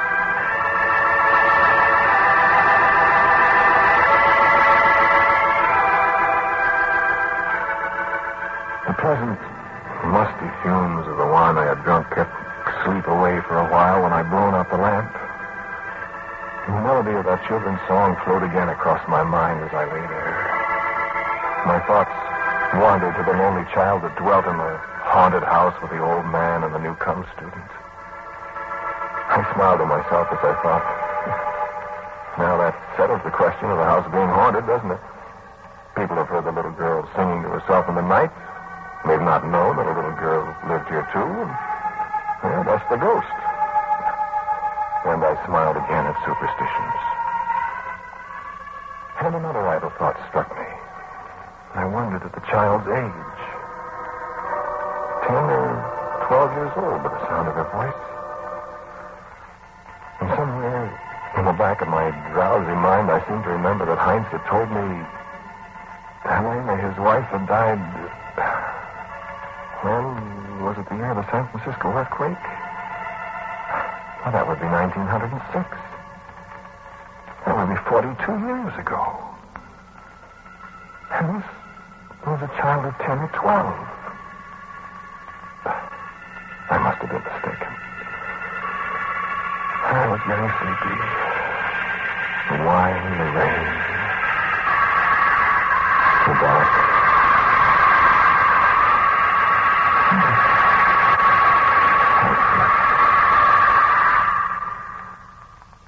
Well, you wanted the whole story.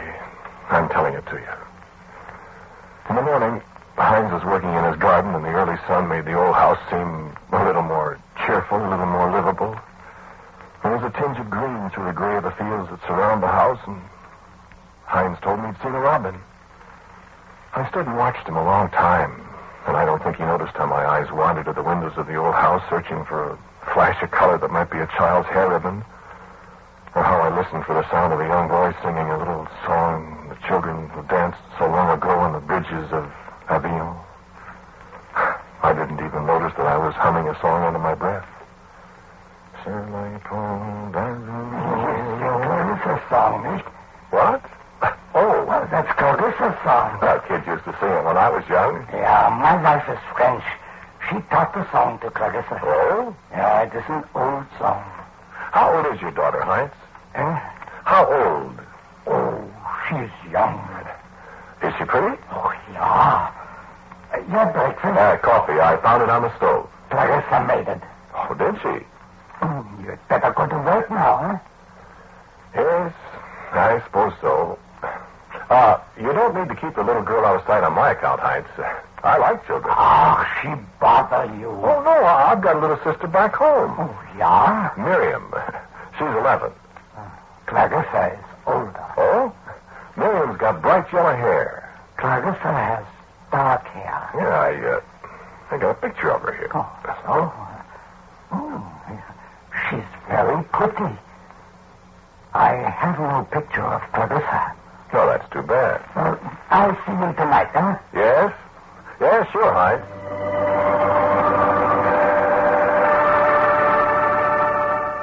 I should have let the thing drop then and there. If the old man felt that children should be kept away from adults, that was his privilege, of course. And although I was often lonely for other company than the old man, I was a dweller in his house, naturally subject to his wishes. My work? No, I never left the place. My book? Well, I was writing a book. No, not very exciting. Mathematics. I have some theories. No, the book is gone. The fire, you remember? I could understand Heinz. I thought he obviously had a great respect for a man's work, especially a work of such apparent erudition. I must not be disturbed. I might stay in my room day and night with my slide rules and my profile paper and my broken flower pot full of sharpened pencils. I was not to be disturbed. But how many times I wished for the happy sound of my little sister Miriam's gay laughter. I found myself listening for the lilt of a little girl song that she used to sing, and that Clarissa knew too. Heinz mentioned Clarissa occasionally. I sometimes wish that I could have sent Clarissa to school, Jesse. Well, it's too bad you didn't. Always there was never enough money. Why, there are schools. Public schools, Heinz. No, not for Clarissa's free schools. You know, I wonder. Wonder? Well, you know, children are supposed to go to school. I'm surprised that the school authorities haven't been to see about sending her. The police? Oh, no, not the police. But there are laws about schools. I mean, you might find yourself in trouble if they discover you have a daughter of school age. They will come here. Well, if they find out. Jesse, you will not tell. Now, look here, Heinz. You're not being fair to the child. Yes. No, really, I mean it. Hasn't she ever been to school? Well, I teach her a little. Well, Heinz, it's none of my business. But you're doing her a very serious harm. No. Listen, Jesse. You don't tell anybody about her. Well, I don't know, Heinz. If they come and ask me... Jesse, listen. I tell you something. Well? Clarissa can't go to school. Well, why not? I told you it doesn't cost anything. It is not that. Well, then? She's not well. Oh. Oh, I'm sorry, Heinz. Look, would you like it if I gave her a little of my time and taught her some of the elementary... No, please, don't. Well, I'd be glad to. No. Well, have it your way, Heinz. I don't mean to intrude on your affairs, but after all, a child... I'm sorry, Jesse. I thank you, but no. All right. Forget it.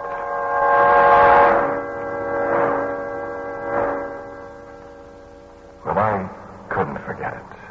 A kindly old man. Yes, he was kindly. And a sick child who had never seen the inside of a schoolroom and was growing up to become, well, what? In an ancient, moldering house, a house that had lived too long, alone with a father born 86 years ago. Alone at night in the darkness with the house, grumbling and complaining around me. I thought about the plight of the child. Sometimes I could hear her song far away somewhere in the dank recesses of that crumbling house. And my thoughts revolved again about this mystery. Heinz said she was not well. Heinz would not allow her to appear. Was Clarissa some misshapen monster child that she must be pent up and never see the sun? Was she... I detest mysteries of that kind. I love the good, clean mysteries of abscissa and ordinate, the logarithm and antilogarithm, of the calculus and the grand old theorems devised by the ancients. But the fascinating mysteries of the human mind and of human behavior are alien to me.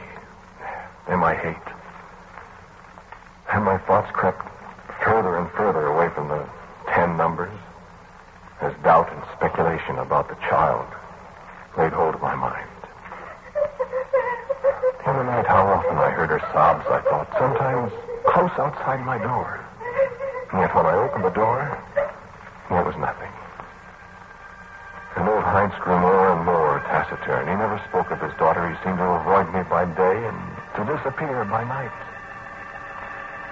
But the summer came then, and the fall, and winter. My book was going badly, and my thoughts wandered. I must leave this place, I thought. I'll find out this mystery. And again I asked the old man if there was not something I might do for this pathetic child, this invisible, haunting voice. Jesse. There is nothing you could do. But Christmas is coming, Heinz. What can I get her for a Christmas? No Weihnachten, Jesse. What? My Helene. She died on the eve of Christmas. Well, but Heinz, you owe it to the child. No. Let us not speak of it again. But to me, the thought of Christmas passing by this child was unspeakable. I determined that if the old man would do nothing about it, I would. You know, I had little money, and there was so little I could do. But I did come into the town here, and I found a toy for her. I found one I could afford. A little woolly lamb. A little woolly white lamb with black buttons for eyes and a blue silk ribbon about its neck and a gay little blue flower in its mouth. I hung a little card about its neck that said, Merry Christmas to Clarissa. And on Christmas Eve, Heinz and I shared the last bottle of Ben Kostler Doctor before the miserly little fire. And I gave him one of the handkerchiefs my little sister Miriam had sent me, and he gave me an old stone Krug with a heavy pewter top that he said came from Heidelberg. And we regretted that there was no creamy Pilsner Urquell to drink from it. Wished each other a happy Christmas. And then, in the night, I was awakened by a tiny sound. And I lay awake silently for a moment. And there was another sound. A hesitant little footstep. And a rustling at the dresser across the room from me. And I lay quietly and listened.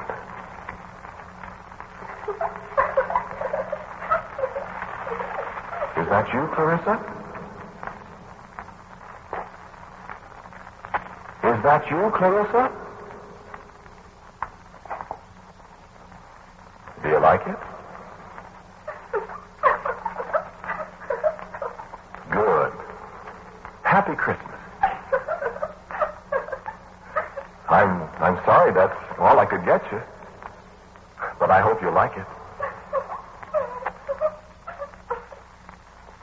And I felt the touch of a tiny hand on my shoulder. And lips brushed my cheek. And the door closed. And the sound of her voice in the little song was happier now than I'd ever heard it.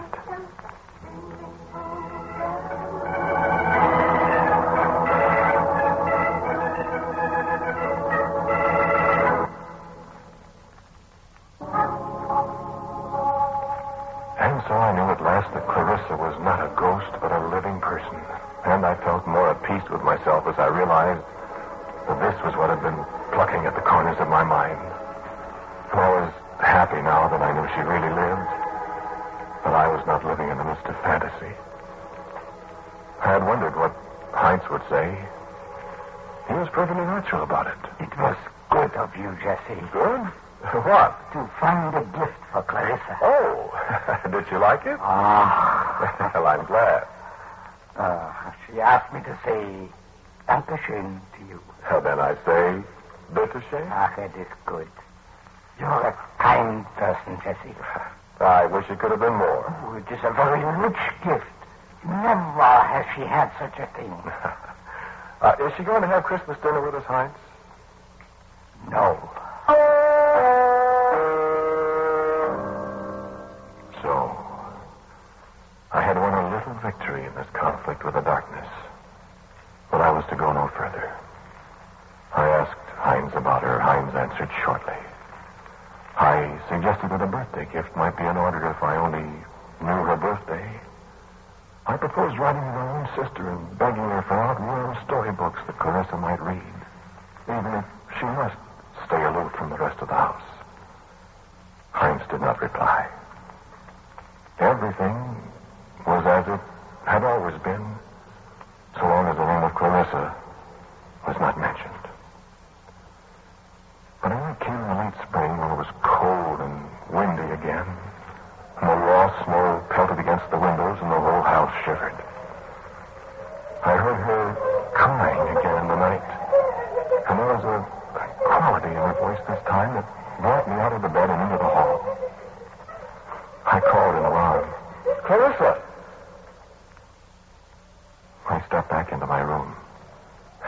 kerosene lamp. And as I stepped out again toward the hallway, Heinz confronted me. What's my hunting, Jesse? Why, can't you hear her, Heinz? Something's wrong. She's sick. No, go back by your room, Jesse. But Heinz... Don't beat this, Jesse. Go back. Now, Heinz, listen to me. Something's awfully wrong with that child, and I will take care of her, Jesse. Please, Ma. In your room. Now, see here. I take care of my own men, huh? Heinz.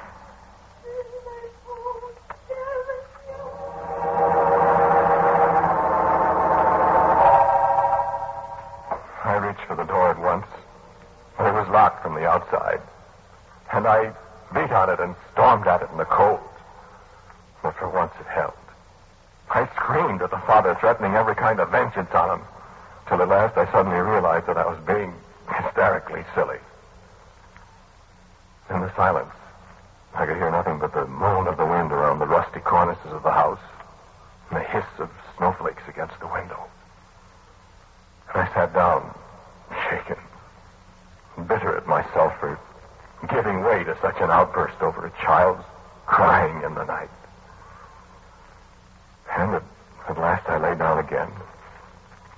And in the frosty silence of the early dawn, I fell asleep. And when I awoke hours later and found my door unlocked again, Heinz was not to be found. Not that day, nor the next. I tramped through the house, opening doors, calling him, calling Clarissa. There was not a sound to answer me. I found a little wood and made a miserable fire. I suppose I ate. I don't remember any too well. And at night I went to bed to lie shivering for hours, straining my ears for a sound. The sound of a child's song. The sound of a father's footstep in the cold darkness. Then it was morning, nearly morning. Gray fingers of morning plucking at the frost-rimed windows. And I awoke to see Heinz standing beside my bed.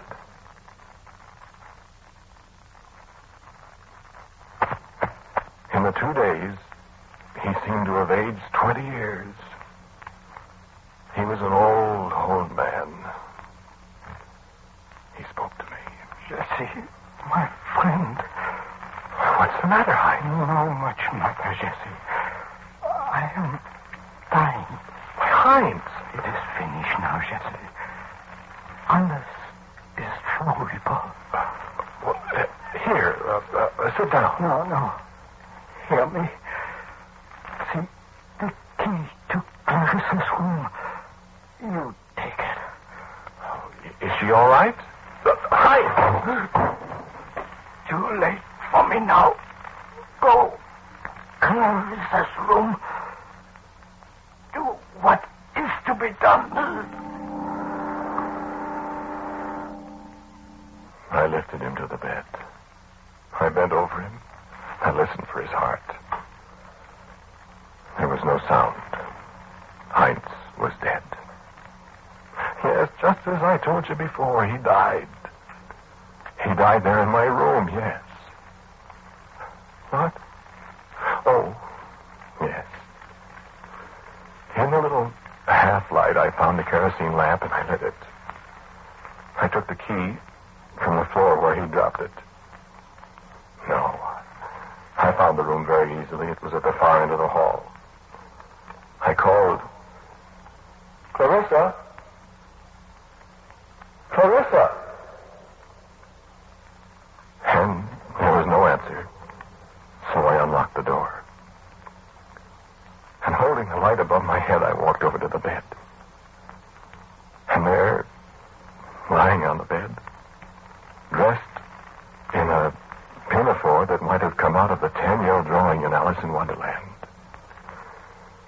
clutching a little woolly lamb to her breast, there lay a tiny, old woman with long white hair braided into pigtails. Clarissa. And I knew why I hadn't heard the little song for 2 days. So when the lamp dropped out of my hand and the flames started licking around the dry as dust draperies and the fragile old oaken boards on the floor, I turned and went out of the house.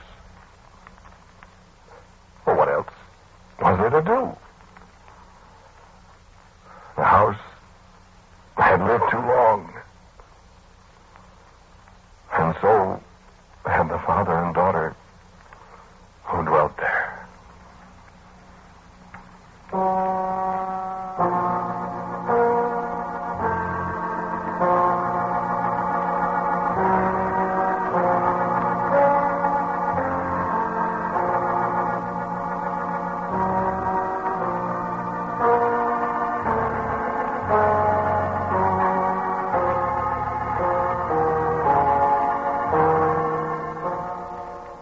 Please for tonight was called Clarissa. The man who spoke to you was Ernest Chappell. And Heinz was played by Bruno Vick. Clarissa by Peggy Stanley. As usual, music for Quiet Please is by Albert Berman. Now a word from our writer-director, Willis Cooper. The characters in tonight's Quiet Please are neither living nor dead. They enjoy neither of these interesting conditions because they're solely the invention of my own imagination, intended to represent nobody at all. Quiet Please for next week is called 13 and 8.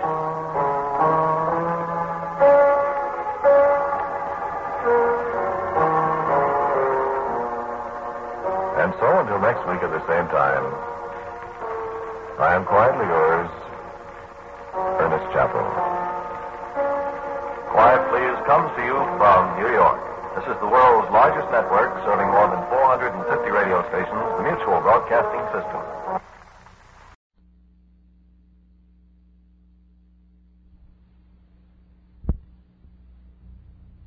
Ironized Yeast presents Lights Out. Everybody.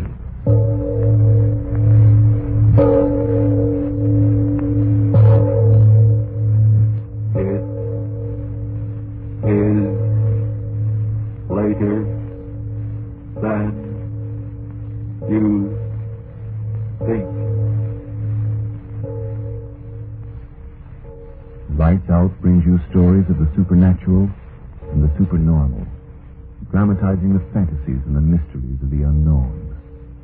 We tell you this frankly, so if you wish to avoid the excitement and tension of these imaginative plays, we urge you, calmly but sincerely, to turn off your radio now. My name, Arch Overland. Tonight, another in our series of tales of the weird and the unusual. I plead with all mothers-in-law who listen to tonight's story not to send me poison pen letters. Fact of the matter is, I like mothers-in-law. I'm really not responsible for what happens in the twisted brains of my characters, am I? But first, before we start, Frank Martin has a word for you. And now, lights out. Everybody.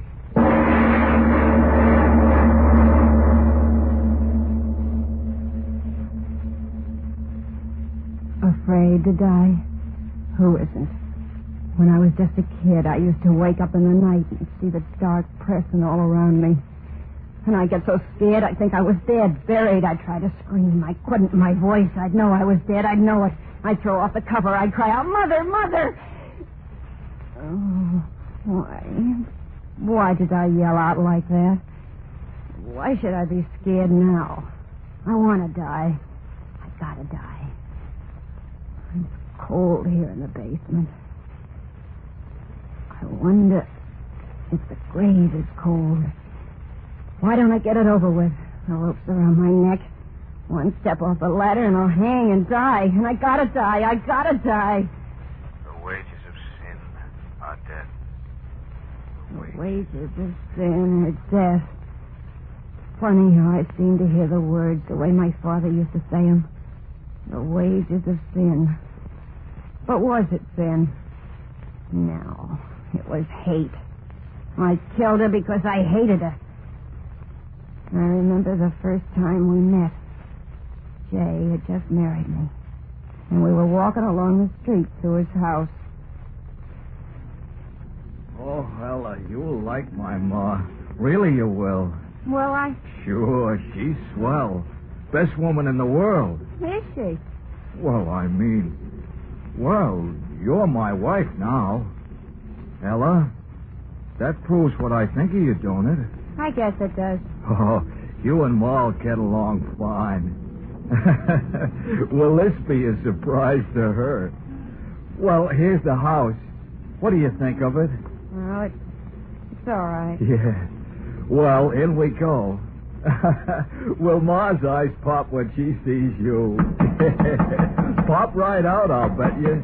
Come on, Ma, open up. Got a surprise for you. Jay, where have you been, son? Where? Oh. Surprised, eh, Ma? Meet Ella. Jay, you've brought home a woman. When she said it that way, right from that minute I knew I hated her. And that's the way it was from then on. I wasn't Jay's wife to her, but a woman. Stranger in her house. And it was her house and everything in it. Nothing Jay's, everything hers. Ma, can I use your car to take Ella riding? Ma, mind if Ella plants some roses in your garden? Ma, is it all right if Ella uses... That's the way it was. Hers, everything hers. All I had was Jay, and he wasn't much. You can't blame me, you hear me? You can't blame me for not standing it. All my life I'd had nothing, and at last I was married, and I still had nothing. Her house, her car, her money, her son. I couldn't stand it, I tell you. So I killed her. The wages of sin are death. Why do I keep hearing Pa's words in my head? I'm going to kill myself. I'm going to do it. It's just that I want to sit here on top of a ladder and think and talk about everything for a little while. It's the last chance I'll get. Oh, like I said, I killed her. Well, not right away. I stood it for weeks and months. But all the time inside of me, something was talking. Kill her. Everything will be yours. Kill Very her. soft like. Everything will be yours. And then louder and louder until my head was filled with it. Everything will be yours. Louder and louder until I couldn't stand it no more. Everything will be yours. Louder and louder until I said, yes, I'll do it. Yes. Yes. Everything would be mine then. Everything. I always wanted it that way. It had to be that way. Here in this basement. That's where it happened. Jay went to work. I came down here. Oh, it wasn't very hard to do what I had to do. I remember every minute of it so well. Every minute. I called her, and she came down into the basement. You called me, Ella? Yes, I called you. What's the matter? Somebody took the lid off the sewer down here. Land sakes alive. Now, who could have done that?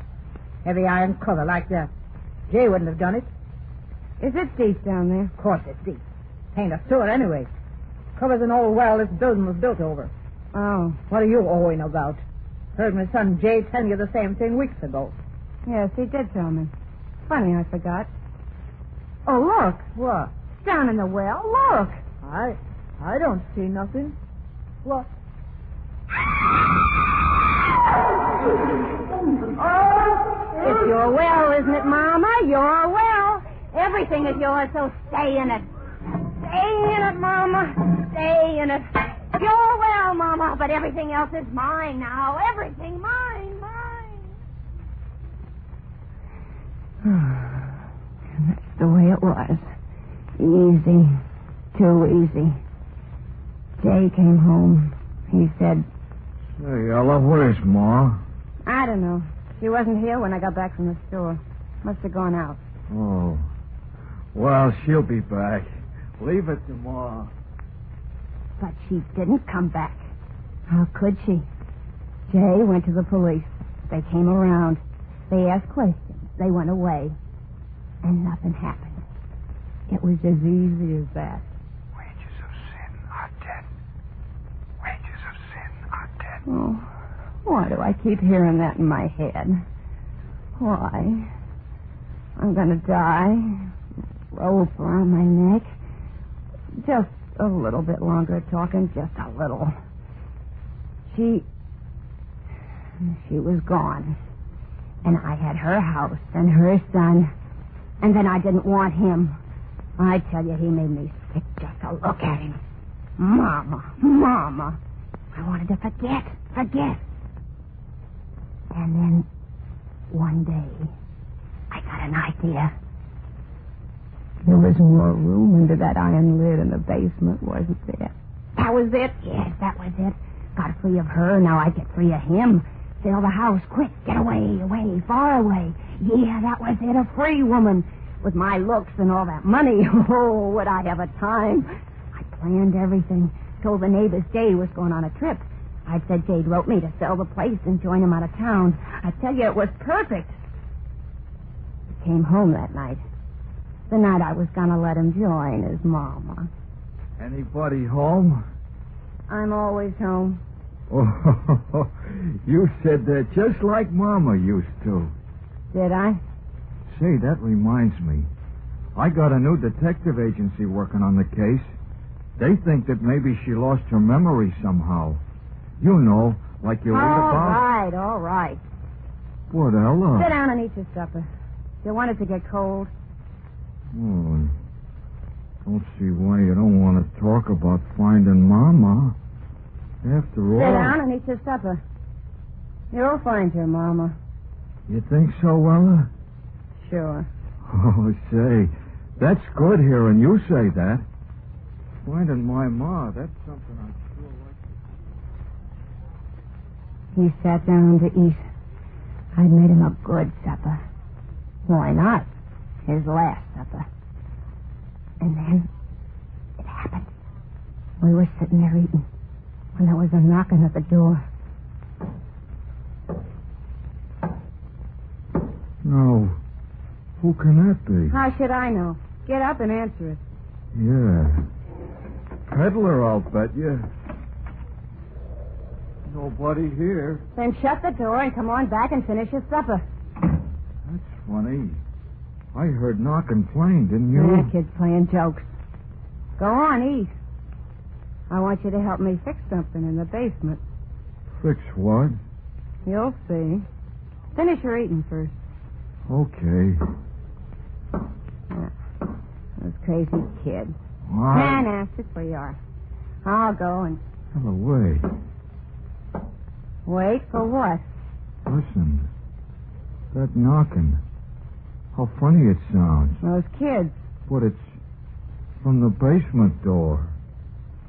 No. Well, I better go see. No.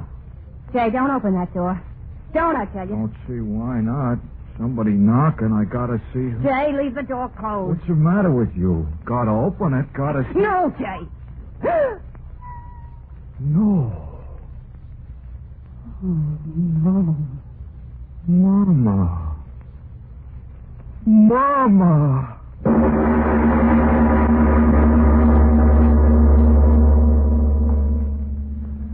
Ladies and gentlemen, this moment when the dead have returned is certainly a fit one to loosen your grip on that chair and take a deep breath and slow up your pulse beat.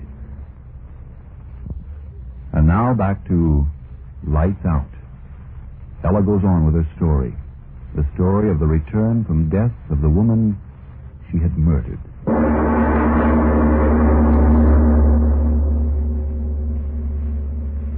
Yeah. It was her, all right. There she was. Eyes glittering. Dirty gray old hair plastered wet around her face. Standing there. I could see her with my own eyes. And yet she was dead, I tell you, dead. Jay didn't know that, no. He took that dead thing by the arm, and he led her into the room. And he sat her down in a chair. Oh, Mama. You did come back. I knew you would. We both knew it, didn't we, Ella? Now tell us, Mama, where you been. Why'd you go? Yeah, why come back this funny way? The back way up the basement steps. Why, Mama? Mama, you're sick. Oh, Ella, look, she's dripping wet. Ella, quick, take her upstairs and put her to bed. Yeah, and maybe you'd better sleep with her tonight. Keep her warm. Ella? Why are you looking so funny? Ella! Ma! Ella fainted. Why did she faint? Why? Sure, I fainted. Me sleep with that. Me keep that warm. Oh, no. I didn't wake up until next morning. Jay was leaving for work. He told me she was sleeping in her room to take good care of her when she woke up. When he went away, happy his mama was back. When he was gone, I sat down there in the kitchen and waited. It got on to 5. Soon he'd be coming home. I had to know. I tell you, I had to. I went upstairs to her room. I opened the door. Nobody there. I tell you, nobody there. The bed not even slept in. She'd never been there, never. I dreamed it. Jay dreamed it. She wasn't there. She hadn't come back. But I had to be sure. I went down in the basement. I pried up that old iron lid. There was the open well. I lit a lantern and held it in the black hole. I looked in. She was there, floating in the water like a big fat... Oh, but she was still there. Well, that's all that mattered. I piled things over the lid to hold it down, and old trunk boxes, heavy things. That's what I did. They came home after a while. He said, "How's Mama?" I said, "All right." He said, "Call her down to dinner, will you?" I said, "Yeah, sure." Oh, yeah, that's what I said. I knew Mama was all right where she was. We sat down to dinner. He kept talking about her. How funny it was that she still was sleeping. How funny it was the way she came back. But all the time I was laughing inside myself because I knew what had happened was just a strange dream we both had had. Because she was dead. Dead and floating. We sat there eating. I felt good. Her bad dream ended. For this night, Jay would join his mama. Swimming. Yeah. And then, just like the night before, it happened. Say, now who in the world's that? And it's the basement door again. Now what in the... Mama! You! Yeah. I screamed. What good was that? There she was again. The water dripping down off her face and clothes and puddling on the floor. And this time I knew it was no dream. She came into the room. She sat down on a chair. Jay talking all the time. He didn't see the way I saw that her face was... started to thunder. And Jay said... Oh, Mama, you should never have sneaked out on a night like this. Not to bed with you. In the morning, I'll call the doctor. Ella, you take Mom upstairs to bed. And this time, be sure you sleep with her. You know how scared she is of thunder. Go on now. She's soaked to the skin. I just sat there. I tell you, I couldn't move. Thinking of going upstairs with her, being in the same room with her, it froze me to my chair. And Jay said, No, come to think of it, I'll go fetch the doctor right now. Can't take any more chances. Ella, you take Mama right upstairs and put her to bed. Lie down with her. Keep her warm till I get back with Doc Williams. And he was gone. Gone after the doctor. I sat there, the flesh on me crawling. The doctor'd come, and he'd see that she was dead a long time. He'd be sure to see it the way I saw it, dead, and the water had... How long we sat there looking at each other, I don't know. And then her lips moved, and it was like a cold wind. And I said to put me to bed. That's what she said. My son said to put me to bed. And then I understood the whole thing. She'd come back from the dead to keep me from killing him. And she wanted me along upstairs to... No, I wouldn't do it. I sat there without moving. Her lips moved again. He said to keep me warm. Come upstairs, Ella, to keep me warm. Me keeping that dead thing warm. Her wet, cold, dripping skin against... No, I wouldn't do it. She thought she'd make me crazy that way. Hold me in her bony arms until the sense in me ran out, the way the well water was running out of her. Make me crazy. Something to be locked away like they locked my own mother away. Crazy. Oh, no, that wouldn't happen to me. She wouldn't make me crazy, not me. I got to my feet. I turned quick before she could stop me. The basement door. I locked it behind me. I ran down the basement steps. Oh, I knew how to cheat her. The sure way, the only way. Oh, that's why I'm down here now. The rope around my neck. The other end tied to the crossbeam. I'll jump off this ladder. The rope will stretch. I'll be dead. And she'll never get me crazy. Still thundering. If I make noise as I choke, nobody will hear me. And I'll die. And I'll never see her again. Why don't I do it now? There ain't much time. Jay and the doctor will be coming back. I gotta be dead then. Good and dead, or they'll find out the truth about her. Why don't I do it now? Why don't I do it? Because I'm afraid. Afraid of dying. That's why I've been talking here in the dark, because I'm afraid. Oh, it'll be so dark. Empty. Things will go on in the world, and I'll have nothing but the dark. Why should I die? Yeah, why should I? If I left this house, she wouldn't follow me, would she? That's all she wants, the house, her Jay. Well, she can have him. I'll go right away. Far away. They'll never find me, never. Oh, the rope. It's so tight around my neck. Oh, I gotta get it off.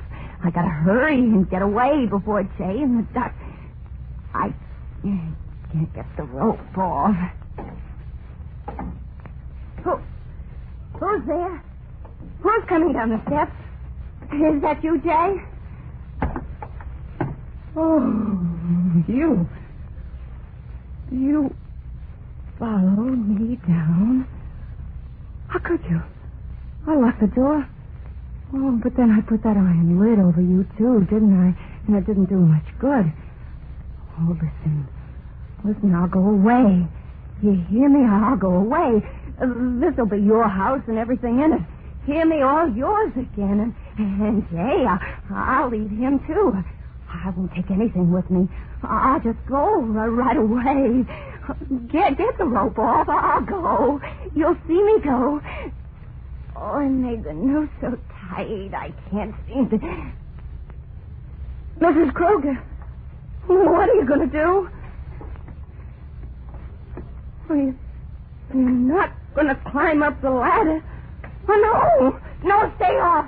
Stay off, I tell you. Don't come closer. I can't stand you coming closer. Stay away, the ladder will fall. The rope is still around my neck if I fall.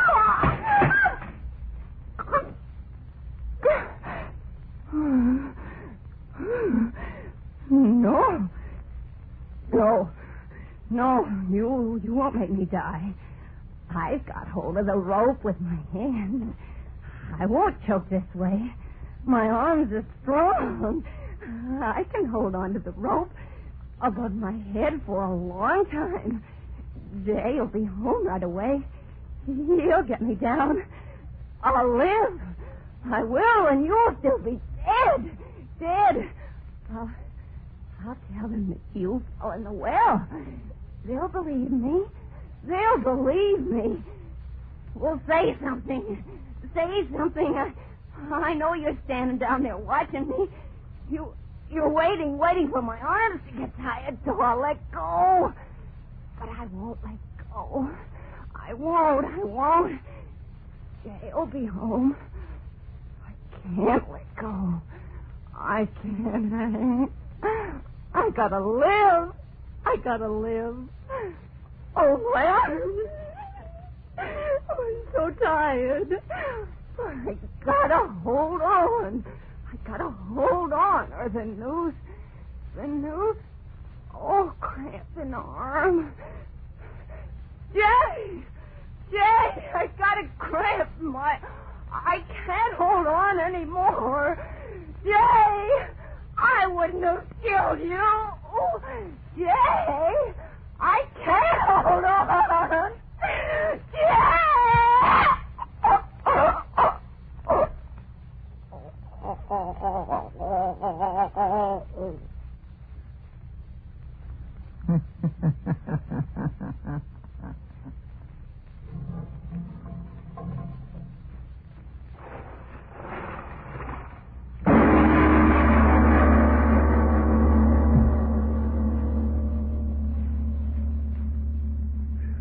Mr. Obler, last week and again this. Do you really believe the dead can return to avenge? Well, I have an answer this week, a factual one, which will wait for a moment for you, Mr. Martin. Friends, remember now, if you're one of the thousands who need more vitamin B and iron...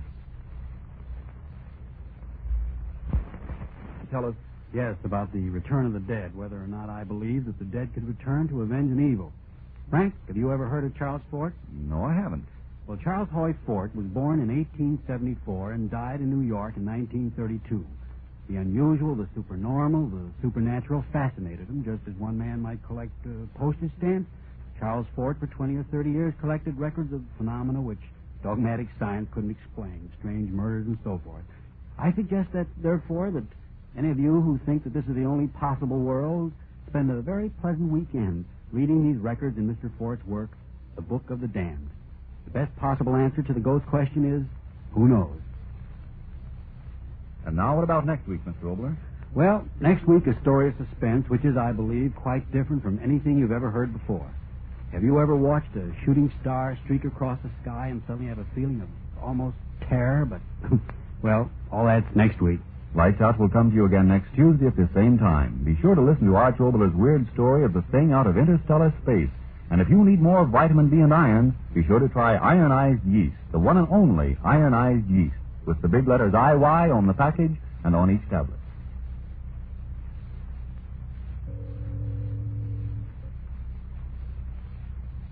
Do you intend to be well-dressed next year? Then take good care of the clothes you now own, because there's a shortage in many clothing materials.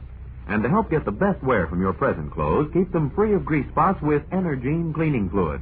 Grease spots are the favorite feeding place of moths all year round. Grease spots also make your clothes look worn, run down, old before their time. But with Energine, you can remove those grease spots easily, neatly, efficiently. To help care for your clothes, get Energine cleaning fluid tomorrow. This is the Columbia Broadcasting. 9:30.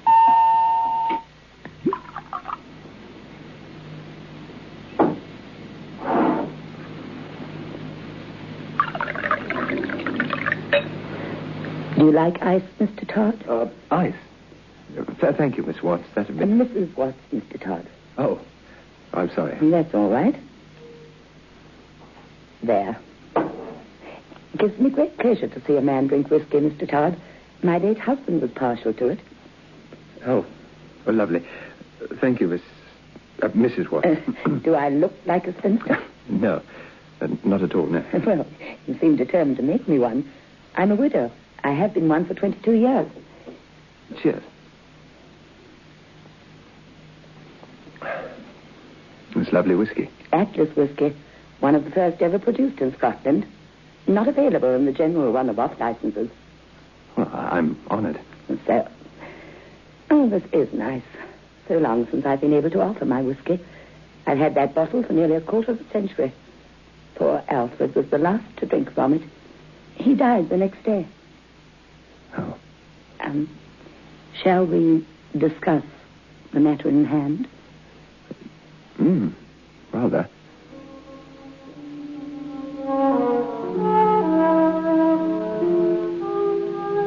They began to discuss the matter in hand, and Ronald Todd, bachelor, aged 33, of Lansdowne Private Hotel, began his journey into the land that lies beyond midnight.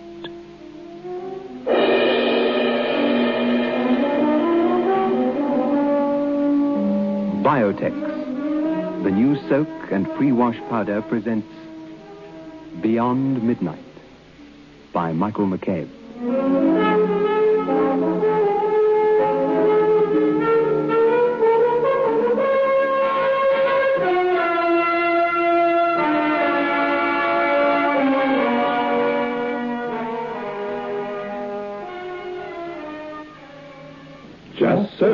Just soak in Biotex. Just soak in Biotex. Just soak in Biotex. If you have wondered how to get your washing really stain-free, understand this. Biotex removes the stains and dirt washing won't. Just soak in Biotex. Stains, grass stains, tiresome collar and cup stains, ingrained dirt, soil and grime. Out they all come, and you don't stir a finger. Just soak in Biotex. Biotex with natural enzymes is the pre-wash powder with the most enzymes to give you extra pre-wash power. Absolutely no rubbing, no color loss, no fabric wear. Use it for cottons, silks, woolens, synthetics. Use it to make new again. Soaking in Biotex removes the stains and dirt that washing won't. Just soak in Biotex. Yes, it has a sort of, strange, warm sort of glow. I've tasted many whiskeys. You're a man of taste. I hope so, Mrs. Watts. Hope so. Are you willing to spend the night in the yellow room, Mr. Todd? Mrs. Watts, can I just get one or two things straight? It's haunted? Well, so they say. Who say? So who says? People. And nobody's ever stayed there before for a night? Oh, yes. Oh. Then... They stayed there. 3 stayed there. Do you remember the 6th Duke of Wallingford? Or was that before your time, Mr. Todd? You're only a young man. The Duke of... Oh, yes. Yes, of course. There was a scandal, wasn't there? That the family bribed some famous psychiatrist or something to signify that the Duke was perfectly sane. I remember. And the Duke, was as mad as a hatter all the time. Quite as mad as a hatter. But he was as sane a man as one could ever wish to meet, once upon a time. That was before he spent a night in the yellow room. You mean the Duke? The haunter and the haunted, every man's history of ghosts and ghosting, never beyond midnight. He wrote those books, Mr. Todd. The 6th Duke of Wallingford's passion was ghostly occurrences. He ate, drank, slept, and dreamt of the spirit world and life on other than earthly planes. He was a ghost hunter. And he came here, to you? He came, poor soul, to me, and stayed here in this house in the north wing in the yellow room. One night. 6.5 hours. And by morning light, he was mad. There were 1 or 2 others through the years. A certain Captain Bletchford of the 4th Hussars. He was found in the spinney, 90 feet below. He had leapt through the window. Help yourself to whiskey, Mr. Todd. There were others who stayed in the room but saw nothing, because, as I believe, they were not alone. It only happens, you see, to a person who is entirely alone. What is it that happened? Oh, my dear Mr. Todd, if I knew the answer to that question, I should not be offering £1,000 to any man who can provide me with an answer. I see. No one who has experienced the terror of the room has been exactly as they entered the night before, when they've been discovered in the morning. Mrs. Watts, I do not believe in spirits, disembodied souls, life after death. I don't believe in hauntings, the powers of darkness, or the presence of evil. Except a certain something we call evil that inhabits the minds of certain men. I'm not impressed by the trappings of modern psychological research, I have no superstition in me, and I'm also an atheist. I wasn't always. I was brought up a Christian. 20 years, more or less, of adult life have stolen my faith away. Today, I'm a completely uncommitted man, I'm afraid. You're afraid? A figure of speech. I'm not afraid. I will spend a night in the Yellow Room. For £1,000, I'd spend a night anywhere. I see. One thing, though, if nothing happens, I'll have nothing to tell you, will I? In that case, you will receive £100 just for your trouble. Not an unreasonable fee for 8 hours' sleep, Mr. Todd. No, but... But I warn you, if nothing happens, don't invent. I shall know. And you will receive not a penny if you try to cheat me. I'm an honorable man, I think. Good. Well, having said I wonder if you'd mind just telling me why you're so curious, Mrs. Watts. Why do you want to find... I'm an old woman. I've lived a long and very wonderful life. Chancellor has been in my family for over 300 years. Soon I shall die. I wish to die without one regret. If I should be taken tomorrow, I would go to my grave a disappointed woman. I would not know what malevolence was present in the Yellow Room in Chancellor's North Wing. Oh, there's going to be a storm. Why haven't you gone to the room? Spent the night there yourself, then? I did not ask you to come here so that you could question me. You've come to earn, if you can, £1,000. For that, you have a job to do. After that job, I shall question you. That is all. Would Sunday suit you? Yes, Sunday will suit me handsomely, thank you. Oh, one thing I forgot to mention. I shall lock the door to the Yellow Room once you're inside and settled. It won't be opened again until 8 o'clock on Monday morning. That is a condition. It won't be opened no matter what might happen. All right. You're the one paying the money.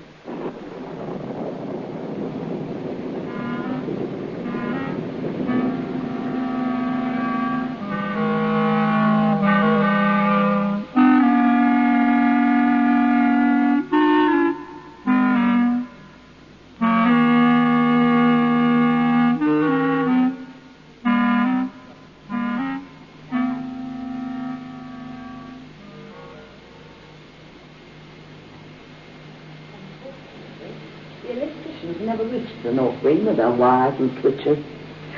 Oh, how often do I curse electricity. The days of candle and lamplight were so gracious. For a night at least, you in essence return to those far-off days, Mr. Todd. Well, it's not the fault of electricity that they've gone, you know. There have been more changes than the mere invention of electricity. Father Doyle, don't skulk in the doorway and don't look so disapproving. I'm not skulking. I'm still hoping to persuade Mr. Todd to change his mind. It's an unholy experiment you're indulging yourselves in. Don't begin all that again, Father. He's free. He's over 21, isn't he? What on earth is there to harm him in here? Nothing on earth. Mr. Todd, I've come tonight as an old friend of this lady, the friend of her husband. She asked me to be present. I don't know why, unless she wanted the church's sanction for what she plans to do. I don't plan to do anything. Stop being an old maid, Father. What neither of you seem to appreciate is the existence of evil. Oh, Papa, I've seen of course evil. I know how it works. Oh, yes, even in the 20th century. The devil's abroad at all times. Now, don't smile, Mr. Todd. I ask both of you, because I know the history of this place, to put a seal upon the door, to lock and bar this room. Father, you seem to forget. Mrs. Watts and I have an agreement, a wager, if you like, for this one night. I don't know quite why you're here. I don't object to you, but I'd rather you didn't persuade Mrs. Watts to put seals on the door just yet. Tomorrow, all right, but there's a small question of $1,000 in cash first, and then you can do what the blazes you like. Well, shall we get on with it, Mrs. Watts? It's 10 o'clock, and I promised myself a few chapters of Evelyn Waugh's Brideshead Revisited before a comfortable night's sleep in what seems to be a splendid antique bed. And the sheets are aired and the pillows are soft as snow. At least you won't even have the comfort of a window to jump from. We had it barred, Mr. Todd, and anyway, it's far too high to reach. Well, that's all right, Mrs. Watts. I haven't come down here to look at the view, have I? Now, lady and gentlemen, if you don't mind, this is my room for tonight, and according to Mrs. Watts here, the ghost does not walk unless the watcher is on his, Todd.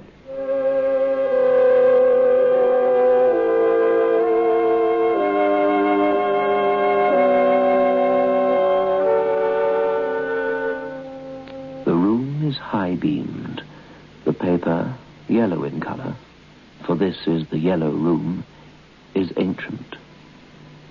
The design upon it is of some long-forgotten crest of some long-dead family.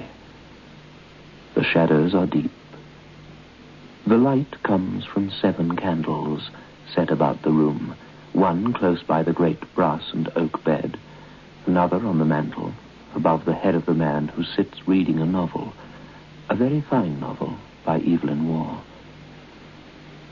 Behind the reading man's head is another candle, and near his right elbow on the top shelf of a teak bookcase are 2 more candles.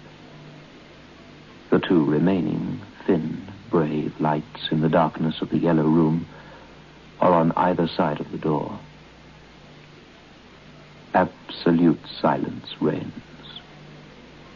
The silence of a tomb or of a great desert when daylight appears to have deserted the world forever. Silence. The kind of silence that seems to hammer iron pegs into the mind. Silence. And then the man turns a page and yawns. Bye-bye is time, I think. He smiles a smile of satisfaction, in a moment spending the £1,000 on a multitude of wondrous things, and then, quite calmly, without any announcement, without any movement in the room, the candle directly behind Ronald Todd's head goes out.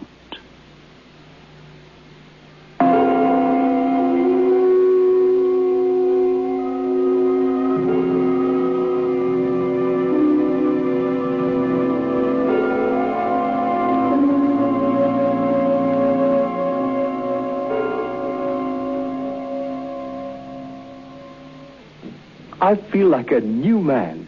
It's a lovely day today. I thought you had flu. I took a Grandpa headache powder, and I'm worlds better. When colds and flu are about, Grandpa headache powders are what you need. Grandpa headache powders work fast because they dissolve almost immediately. Grandpa makes all those dreadful flu symptoms disappear quickly. So, whenever you're in pain, get fast relief. Get Grandpa headache powders. Ah, Grandpa.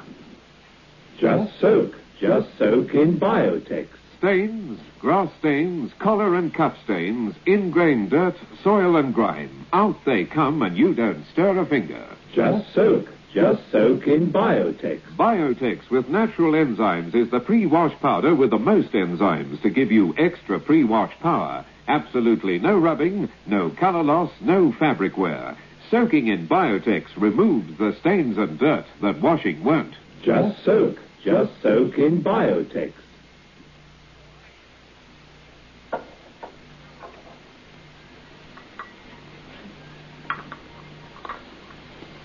Father? Thank you. Are you quite sure you aren't hungry? Thank you.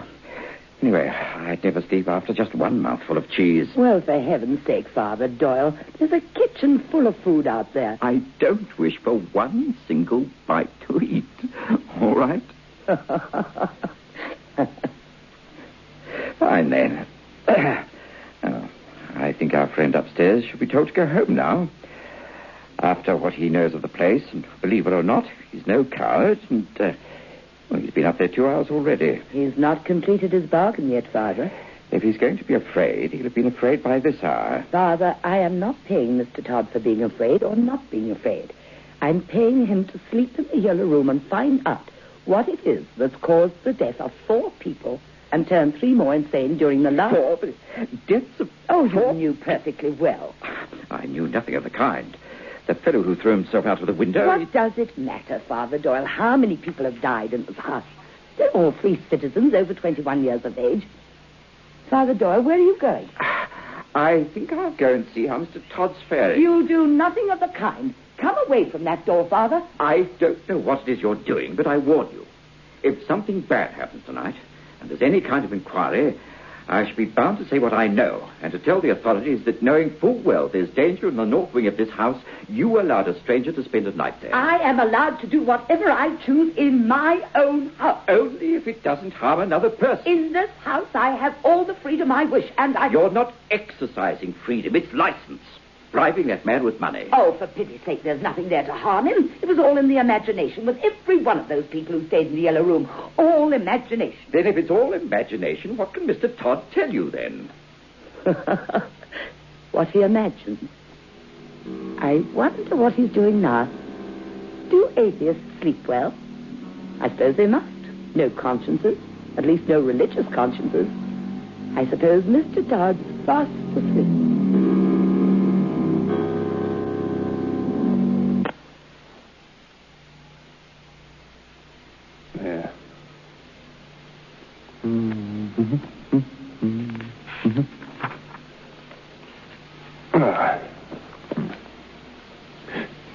Well, blasted draft over there, too. That candle was the one by the bed. I don't need it anyway. Doesn't feel drafty, I must admit. And then the candle on the right of the door went out. And Ronald Todd's expression of slight surprise, tinged with amusement, suddenly vanished, to be replaced with a frown of discomfort, because... Queer? Very. As he reached the door to light the candle again, the little light on the left side of the doorway went out. Now there were only 4 candles burning out of the original 7. Mm-hmm. Huh? The Yellow Room in the glow of only 4 candles is a different kettle of fish altogether. Never a pleasant room, even in daylight. At night it is malevolent. Todd crosses now to relight the candle by the great bed. He does so, just as one of those he has made glow again by the door goes out. For pity's sake. Drafts all over the very shop. What's wrong with this room? Just as he's coming to light the right-hand door candle again, the 2 candles on the teak bookshelf go out simultaneously. Well, the best thing I can do is forget the whole business and go to bed. Lost it. The candle upon the mantel goes out, followed by the one on the bed, followed by the one on the right-hand side of the door, followed by the one... He's puzzled, yes, but not at all frightened. Intrigued, if anything. For a moment, all 7 candles glow again.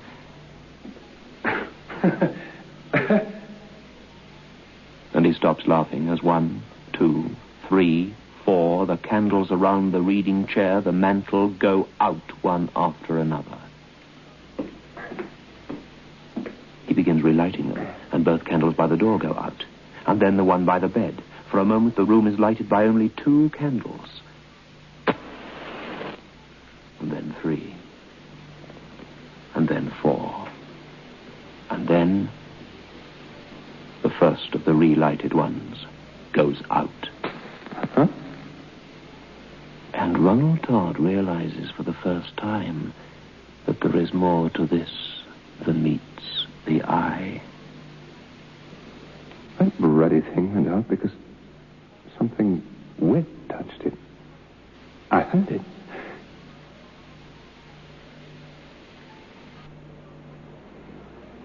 Suddenly, it's completely dark. All 7 candles are out. Oh. Let's go. Oh. Certainly, Ronald Todd doesn't like the dark. It can't be called fear, for he's not afraid of anything. But where are the matches? Where are the blasted matches? Spill them.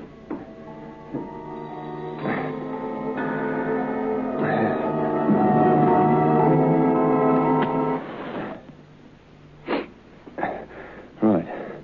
One lighted, that'll do. Well, if that goes out, I'll just light it again. Drafty old room. And he gathers the remaining matches together. There are only 11 left. Beautiful, really. candle alone in the room. It's like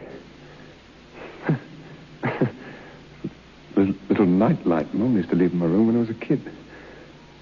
Because I was afraid. Oops.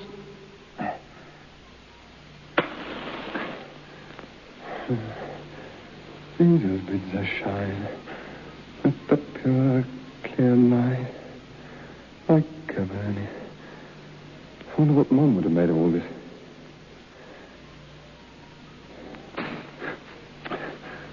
All right. I'll play your game. There's somebody here, isn't there? Somehow someone's making these candles go out, aren't they? Well, all right. Let's leave it dark for a while.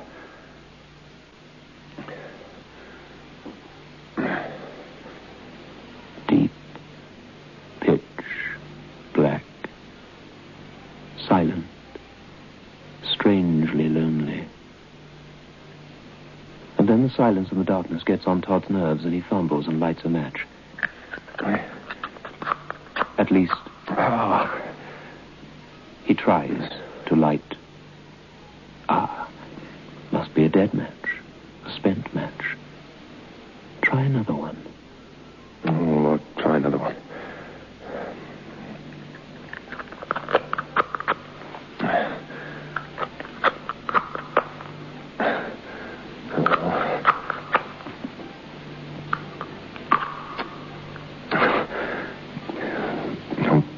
Sleep then. Must have picked up all the old ones. And I fiddled around on the floor for... what the... Jesus bids us shine with the pure, clear light, like a burning candle shining in the night, in this world of darkness, so we may shine. You... Yes. Bed.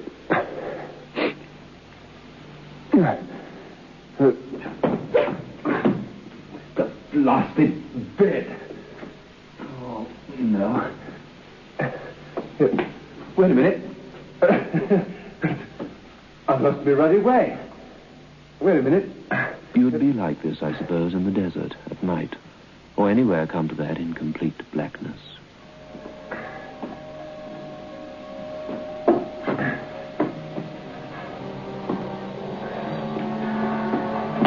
And now, for Ronald Todd, the nightmare begins. It's pitch black.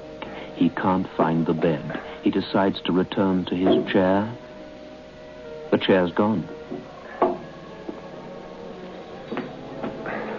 It's the blasted chair. Well, all right, Mrs. Watts, you've won.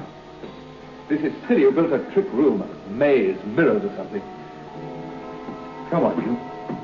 Ronnie, lad. Now, there's an ex-Boy Scout and that. Let's just get our bearings. And in the blackness, like a blind man, he walks. Yes, it is all right now. Someone has taken his hand. Who's that? Who's this? Who are you? What?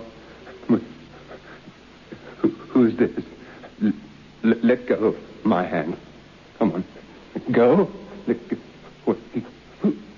Who are you? I can't see. Let go of my hand. Who are you? Like a little candle, brave little light. Like a little candle burning in the night. In the world of darkness, I must shine like a little candle. You admire.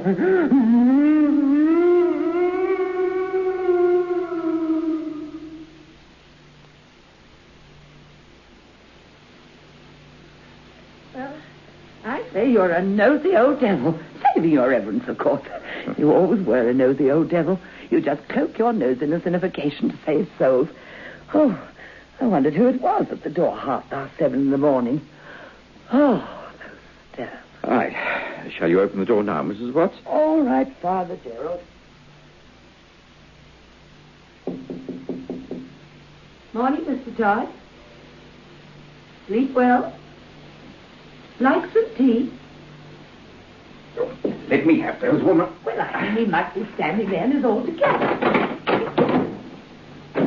You in your small corner, and I in mine. All right, Mum. Name of the Father, and of the Son, and of the Holy Ghost. Amen. Hail Mary, full of grace, the Lord is with thee. Blessed art thou among women. Blessed is the fruit.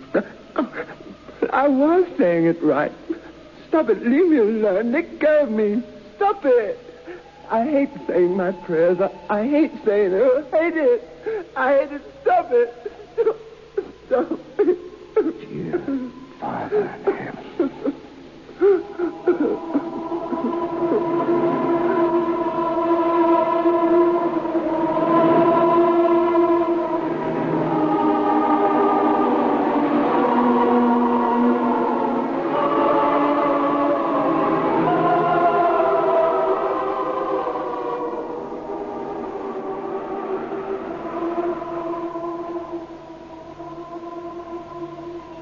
Mr. Ronald Todd was committed to a home for the hopelessly insane.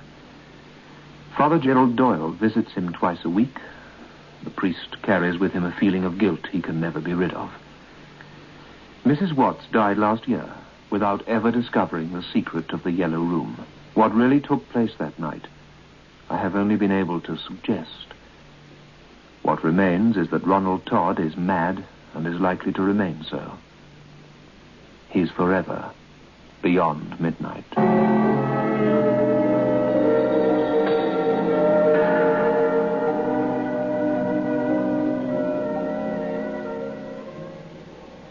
Just soak in Biotex. Just soak in Biotex. Just soak in Biotex. If you have wondered how to get your washing really stain-free, understand this.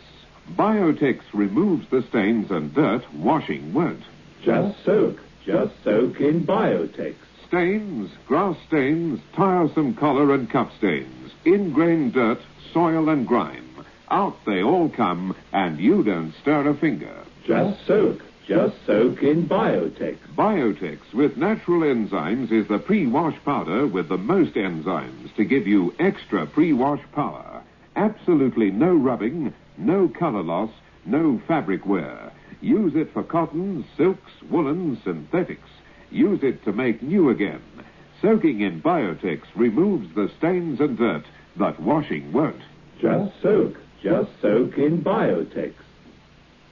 Beyond Midnight is presented every Friday night at 9:30 by Biotex, the new soak and pre-wash powder. The program is adapted for broadcasting and produced by Michael McCabe.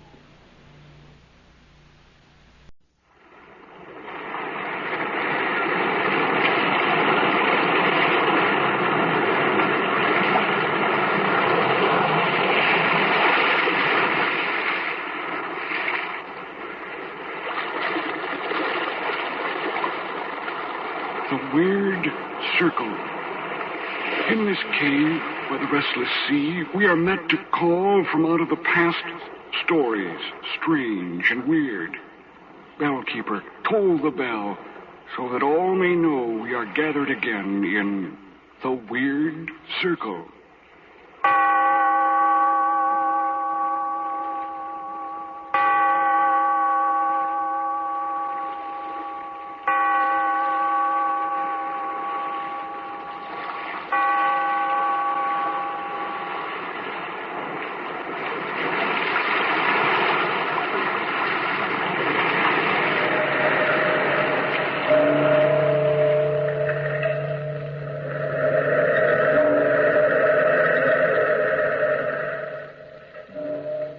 Out of the past, phantoms of a world gone by speak again their immortal tale.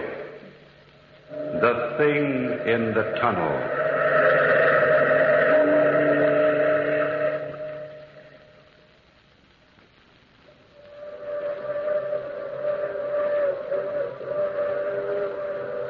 Listen. That's the long, moaning whistle of the through express, wailing through the lonesome night, crying like a lost and anguished soul in the mountains. Listen to it. I've heard that mournful crying for 10 years. And each time it reminds me of McGregor. Yeah? It reminds me of McGregor. My name's Kelsey, Howard Kelsey. I live out here solitary and alone because I like it.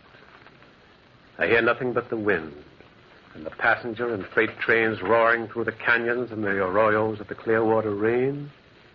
And, of course, myself. I'm a lonely man, sure. I got too many memories. Ah, there she comes. She's through the tunnel now. The Statesman Express. 12-car Pullman roaring like a blast of thunder for home. Ah, McGregor. McGregor, are you flagging her through once more? I met McGregor by accident. In those days, I was new to this country, and I lived here with a fellow named Pike, an old-time prospector. He had a voice of sandpaper and a heart of stone. He didn't like me, and I didn't like him. But prospecting kept us together for a time. Nonetheless, we went out separately, and sometimes 2 or 3 days went by before we saw each other again. I first met McGregor on one of those trips. I'd come through some valley in the Clearwater Range, and just as day was beginning to fall, I found myself on top of a steep embankment, overlooking a gleaming set of rails.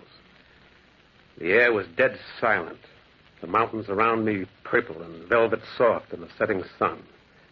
It was all so still and so silent that, well, for a moment I felt the whole world had died. But just then, suddenly, I saw somebody move down by the tracks. I cried, "Hello, below there! Hello!" Well, the man spun about and stared up the track in the opposite direction. I called again, "Hello, below there! Hello!" The man spun about again, and this time he saw me. "How do I get down there?" "Over to your left. There's a path." "All right, thanks. I'll be down in a minute." Well, the whistle called just as I began to descend. A rumble filled the air, and just as I reached the rail bed, I saw the tunnel, hewn out of mountain rock, and plunging from the tunnel's mouth, like some black, terrible monster, roared a train. It tore by me in a deafening roar. And then when it was past, directly opposite, on the other side of the track, stood the man I'd just called. And he was staring at me strangely. He was short and dark-skinned, and his eyes were sunk deep in his head. He wore a sheepskin coat and an old fedora, and he was holding a signal flag. "Hello. My name's Kelsey." Hello. "I was just kind of wandering, and, well, I saw you, and I called, and..." "I work here." "Oh. Well, kind of lonely, isn't it?" "It is." "What do you do?" "Don't you know?" "What?" "Well, should I?" "Oh, the flag. Signalman, huh?" "And telegrapher." "I see. Say, look, if I'm breaking any regulation by being here, I mean, well, you look as if I was thinking that maybe I've seen you before. Where? Over there. By the tunnel now? Yes. But good Lord, man, I've never seen it before. I didn't even know you had a tunnel here. Well, don't you believe me? I think so. My name is McGregor. I'm glad to meet you, McGregor. My signal shack's just down the road. I've got some coffee inside. I'd be glad to share some. Like you said, it's lonely here. Very lonely.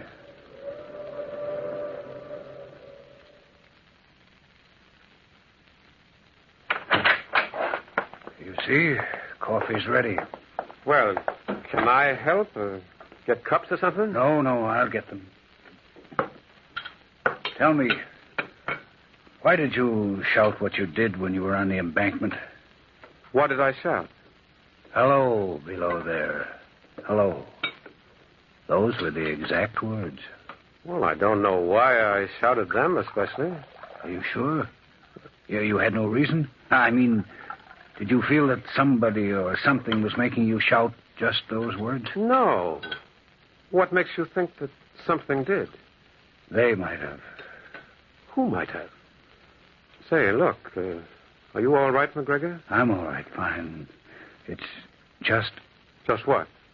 Look, listen to me. Don't think I'm crazy. You mustn't. Oh, why should I think It's just... Well, when you see something, it's there, isn't it? I mean, it's real when you can see it and hear it. It's not a dream or a nightmare when you can see it there night after night. It's real, isn't it? Isn't it? What in the world are you talking about? Put that coffee down. Over here. You'll spill it. Say, you'd better put it down and answer your key. Say, look. What's the matter with you?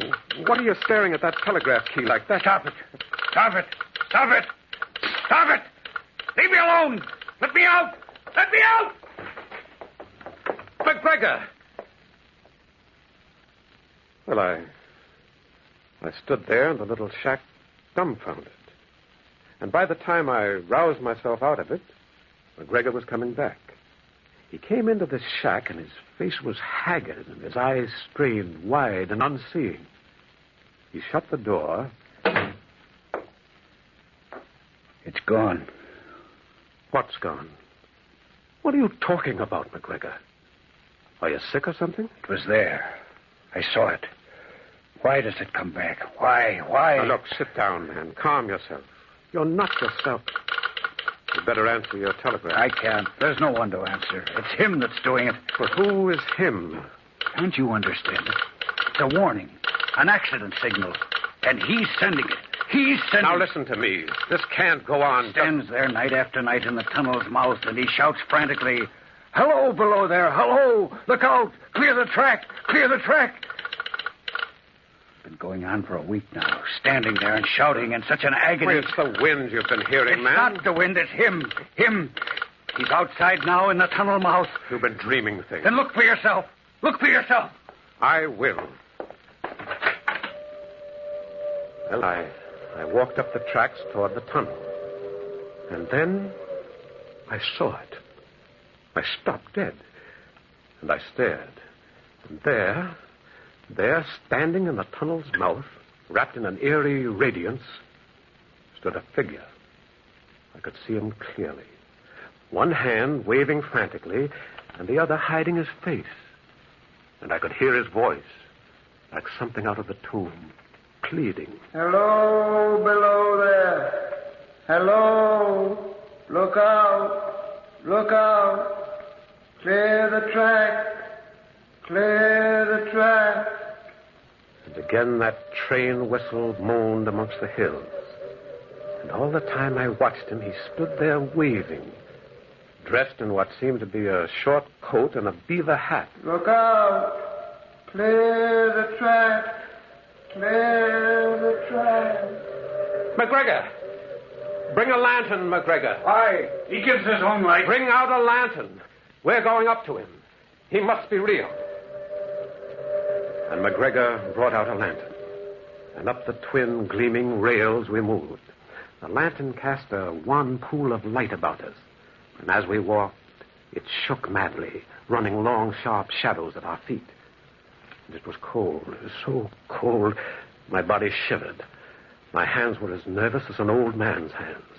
And now the voice of the thing in the tunnel got louder and louder, and it was sepulchral, hollow sounding, and torn with grief. Look out! Look out! Look out! McGregor, do you know him? Do you know him at all? No, he's not real. All week he stood there and called. Clear the track! Clear the track! He's waving his arm in such a frenzy. He's warning me. He's warning me. But of what? Hello, of what? below there. Hello. When we are close to him, seize him. Yes. Seize him. I'll seize him. Stop it, McGregor. Do you hear me? Stop. Yes, I'll stop. Pull yourself together, man. We'll be near him in a few moments. I'll try. That whistle. Where's that whistle from? No train's due now. McGregor. What?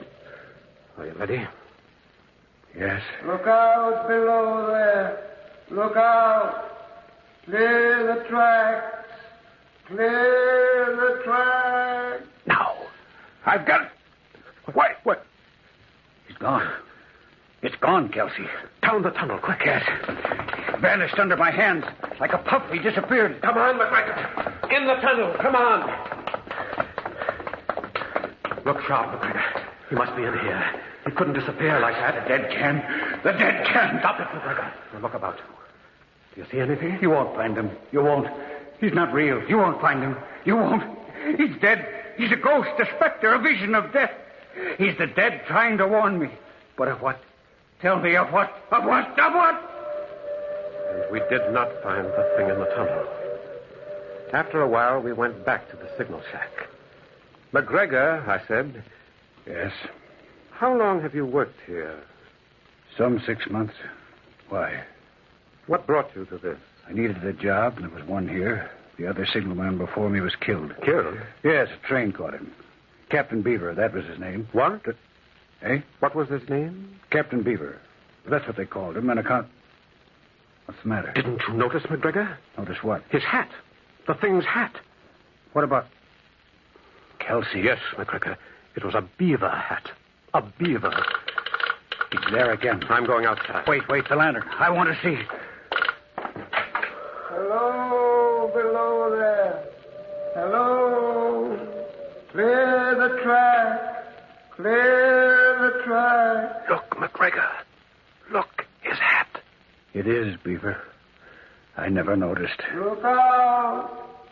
Look out. Then it's him. The other signalman come back from the dead. But why? Why? What's he trying to warn me of? Tell me, Kelsey. Tell me. What is the dead trying to say?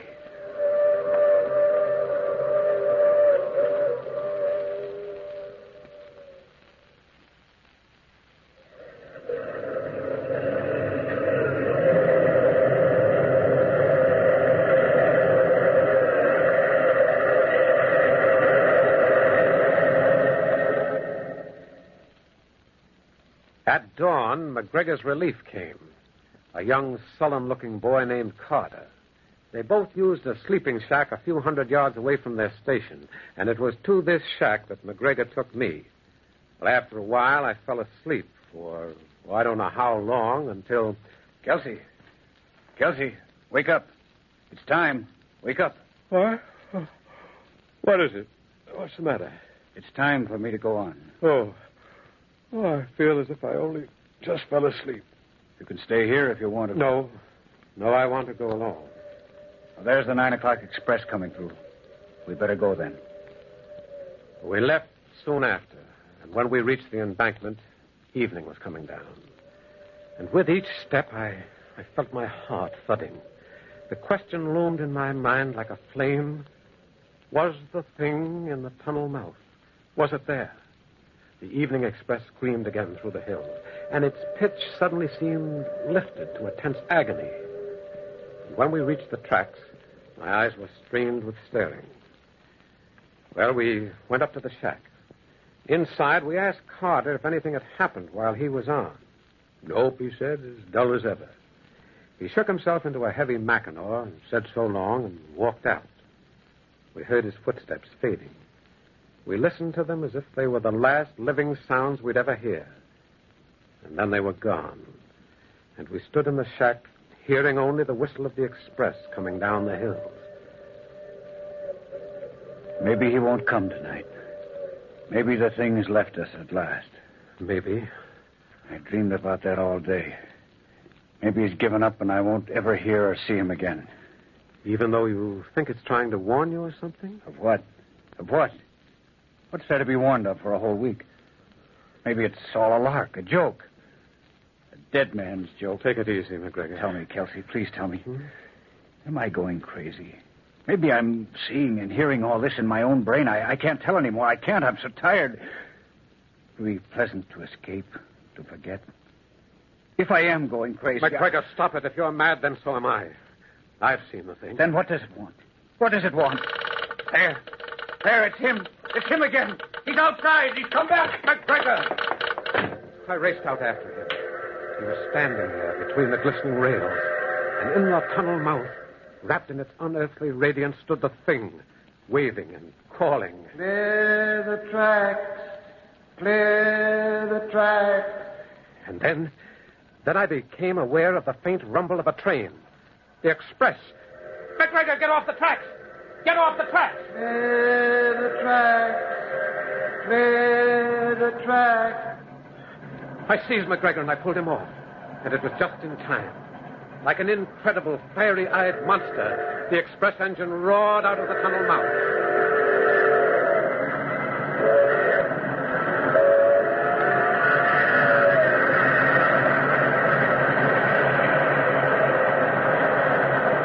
Thunderously, multiple eyes it plunged past. And then, unbelievably, it happened.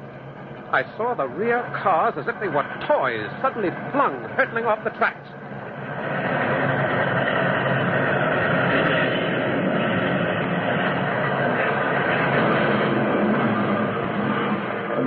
A fearful grinding and crashing filled the air, and along the embankment there was a turmoil of twisted steel and fire. A sheet of flame leapt up. Smoke poured in billowing clouds from the terrible wreckage, and it screamed, it screamed. The night was torn with the cries of the injured and the dying.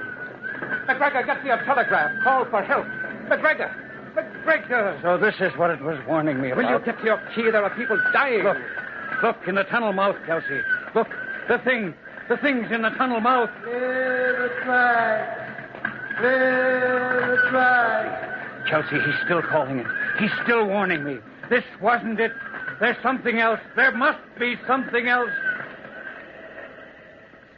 With the first sign of dawn, it disappeared, faded. And with the first sign of dawn, full emergency aid reached this lonely station. We worked all through the night and early morning. And it wasn't until mid-afternoon that McGregor and I parted company, he to his shack and I to mine. We promised to meet again soon, but it was some 4 days before I saw McGregor again. One morning, I heard some rapping on my door.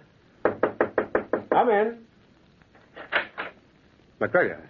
Hello, Kelsey. Come in. Shut the door. He's moved, Kelsey.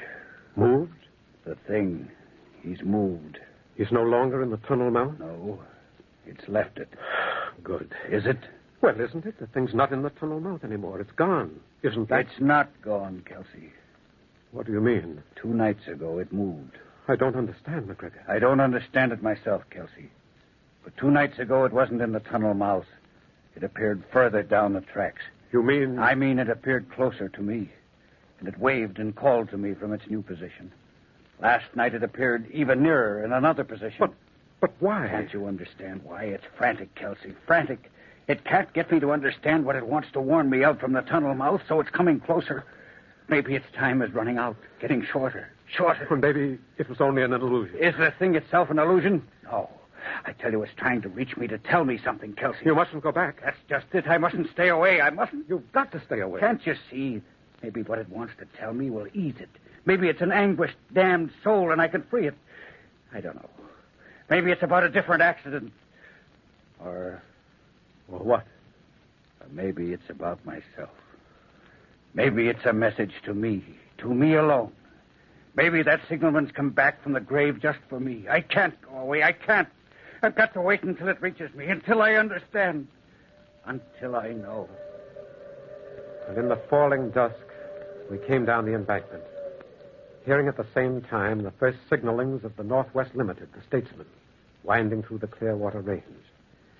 We relieved Carter, and after he had gone, we sat down in the shack.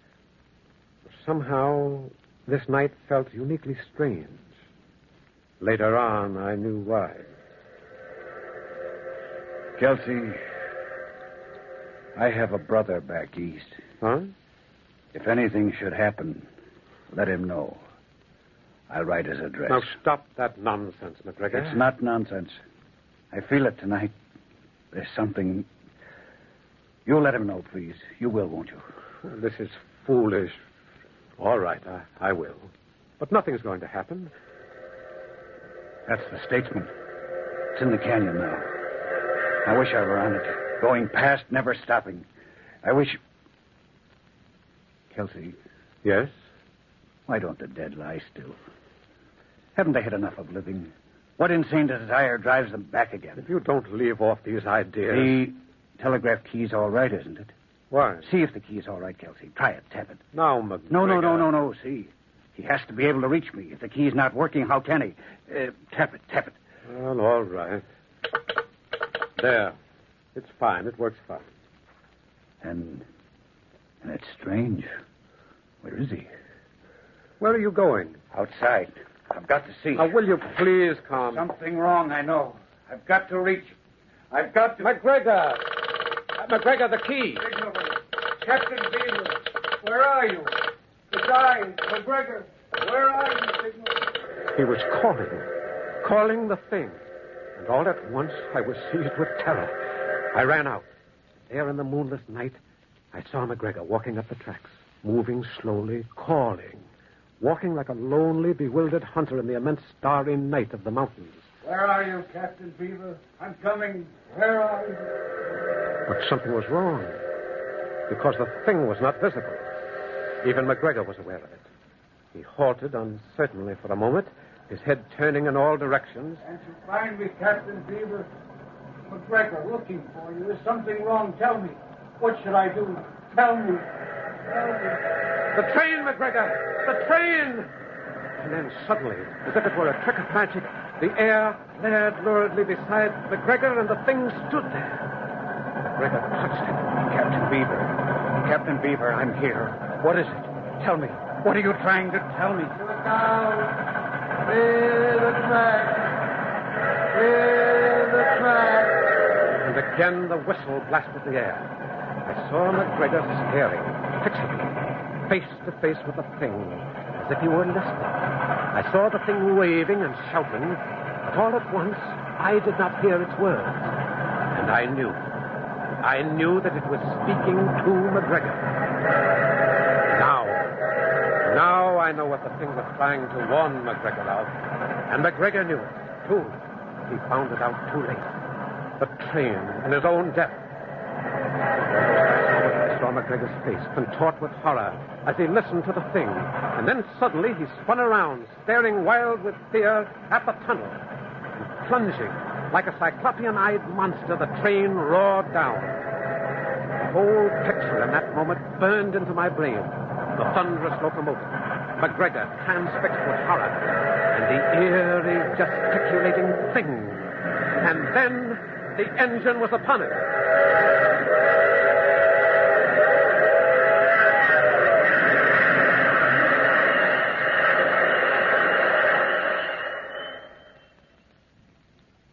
They stopped the train a few hundred yards below the accident.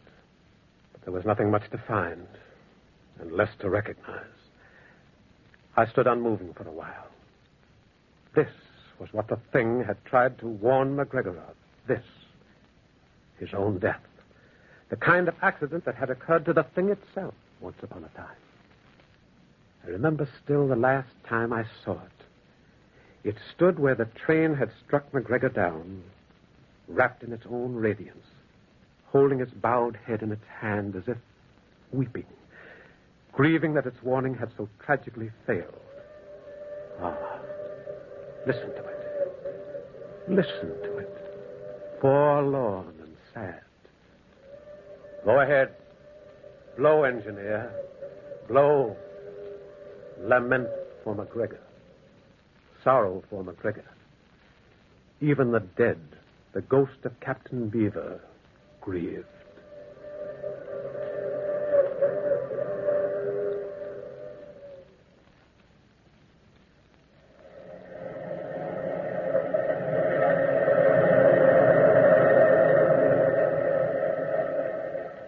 From the time-worn pages of the past, we have brought you the story, The Thing in the Tunnel. Bellkeeper, toll the bell.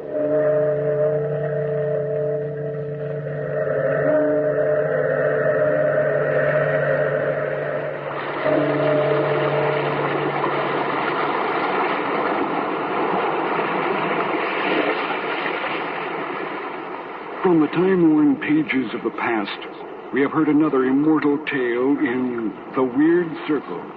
Bellkeeper, toll the bell.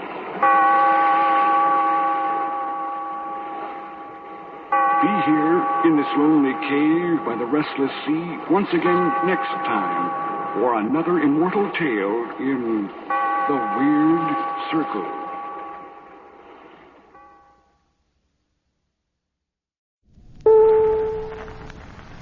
Tired of the everyday routine?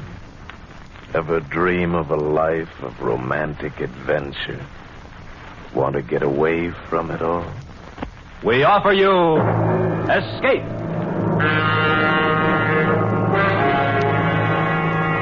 Escape, designed to free you from the four walls of today for a half hour of high adventure. Tonight we escape to a lonely lighthouse off the steaming jungle coast of French Guiana and a nightmare world of terror and violence, as George Toulouse describes it in his hair-raising tale, Three Skeleton Key.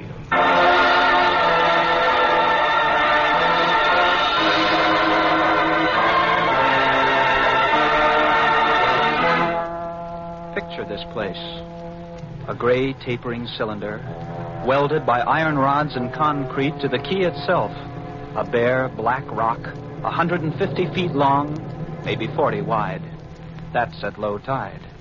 At high tide, just the light, rising 110 feet straight up out of the ocean. And all about it, the churning water. Gray-green, scummed apple, warm as soup, and swarming with gigantic bat-like devilfish, great violet schools of Portuguese man-o-war, and, yes, sharks, the big ones, the 15-footers. And as if this wasn't enough, there was a hot, dank, rotten-smelling wind that came at us day and night off the jungle swamps of the mainland. A wind that smelled like death. Set in the base of the light was a watertight bronze door. And in you went, and up.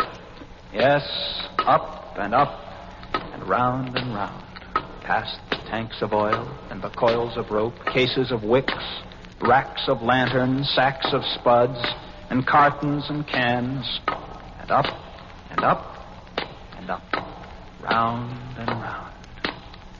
Over the light storeroom was the food storeroom, and over the food storeroom was the bunk room where the three of us slept, and over the bunk room was the living and cooking room, and over the living and cooking room was the light.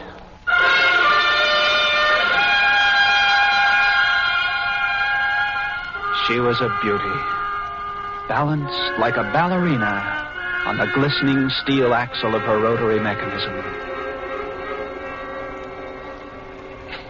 At night, you'd lie there on the stone deck of the gallery with the light revolving smoothly and quietly over your head, easing her bright white eye 360 degrees around the horizon.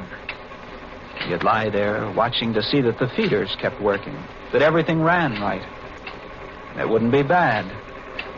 The other two fellows snoring in their sacks 2 levels down. You'd smoke your pipe to kill the stink of the wind, and it wouldn't be bad.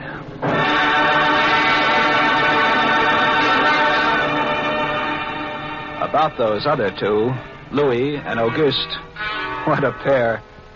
Louis, he was head man, was a big fellow from the Basque country, black beard, little hard black eyes, and a pair of arms that, I tell you, those arms were as big around as my legs. Yes, head man he was, and what word he let go was law. Silent fellow, and although I spent my first 2 weeks trying to strike up a real conversation, the most I could ever get out of him was... I took up this profession because I don't like people. They talk too much. It's quiet work, light tending. Let's keep it that way. You're getting to be as bad as Auguste. I thought maybe for once they'd send me somebody that who was would Louis. keep his mouth. And when he accused me of becoming like Auguste, I quieted down, because Auguste was the talkingest man I've ever met. The talkingest and the ugliest. He was hunchbacked, stood 4 feet high, had red hair and big blue eyes. It seems he'd been an actor in Paris. Over 200 different productions, dear boy, at the Grand Guignol.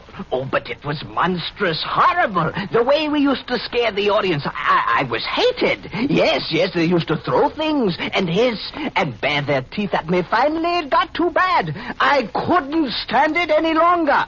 I gave up the theater. My nerves, you understand. Yes, gave it up completely. I really did. I couldn't. It all started one morning at 2:30. I was on watch, lying on the cool stone deck, pulling on my pipe, staring out at the blackness, the phosphorescent combers and the big yellow stars, when, out of the corner of my eye, I noticed something show up for a second, something the light had touched, far off. I waited for her to come around again, and when she did, there it was. A 3-master, a big one, about a half-mile off, and coming down out of the north-northwest, coming straight for us. You must understand, our light was where it was for a very good reason. Dangerous submerged reefs surrounded us, and ships kept clear. But this one, this sailing vessel, was coming straight on. I went over to the gallery door and yelled down. Louis! What is it? Ship! Headed for the reefs! I had the glasses out now. I couldn't read her name, but I could see her quite plainly. All sails set, the foam creaming away under her bow, her beautiful lines. A Dutch ship, I guessed her. Why didn't she turn? Every time it passed, our light hit her with the glare of day. Ship? Where? North-northwest. The light will touch her in a moment. Oh, can't she see us? Look at her. She just keeps coming on. The square heads. What is it? Watch. North-northwest. Ah. I know what it is. What? The Dutchman, the Flying Dutchman. We did a play about her. What a performance. You ghastly galleon, hag-ridden, curse-driven, must-on... shut up, will you? Yeah, she's luffing. Yes. It's a sloppy way to come about. She's derelict, that's it. Derelict? Abandoned. Crew left her for some reason or another. But instead of sinking, she's gone on, running before every wind. She'll not run long. Not with these reefs to break her up. A beautiful ship. Now, why would men leave a beautiful ship like that? She didn't ram us, although we all expected it. But as we waited for the crash, she luffed again, caught some odd gust, and went about. We watched her the rest of those black hours, heeling and rocking, pushed and pulled by every stray wind, every freak current. Watched her until the dawn came, till the sea turned from black to pearly gray. And on she came again, heading for us. We all had our glasses trained on her now. August, you can kill the light. Right, Chief. She doesn't look so good by daylight. Think she'll ground this time? I say, do you think she'll ground this time? This is impossible. Absolutely impossible. What? Here, take my glasses. They're better than yours. All right. What is it, I had to focus. And then my breath froze in my throat. The decks were swarming with a dark brown carpet that looked like a gigantic fungus, but undulating. And on the masts and yards, the guys and all, were hundreds, no thousands, no millions. I don't know. An inestimable number of tremendous rats.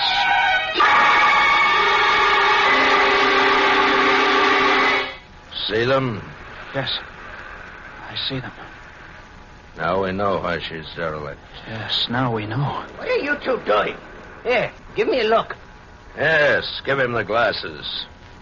Take a good look, chatterbox. Give you something to talk about. She's still heading for us. Yes. If she's going to turn, she'd better turn soon. Suppose she doesn't. You mean suppose she piles up on the quay? It's low tide. Yes, it is. Well, where's all the conversation, August? Huh? Here, you want the glasses again? You want another look? No.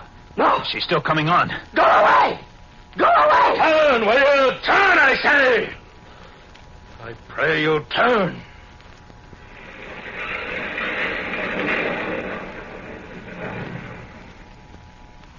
Cracked up. The rats! Look! On the water! Like a carpet! They're swimming. Sure, they're swimming. Those are ship's rats. But they're swimming for the rocks. The door below. It's open. Well, come on. And down we went, racing down the stone stairs, taking them 3 and 4 at a time. Scared? You bet we were scared. August, you get the windows. Maybe they can climb. We don't know. Right, Chief. But hurry! Look. You see them? No. Oh, yes, I do. Up at the other end of the rock. Look at them. Millions. Yeah, they smell us. Here they come. Well, close the door. I can't. Stop. Here, let me. Move, you. Yeah. Made it. Holy, that was close. One got in. Look, there. Well, get him. Watch it. Catch him. What a brute. He was as big as a tomcat, bigger, and his eyes were wild and red, his teeth long and sharp and yellow.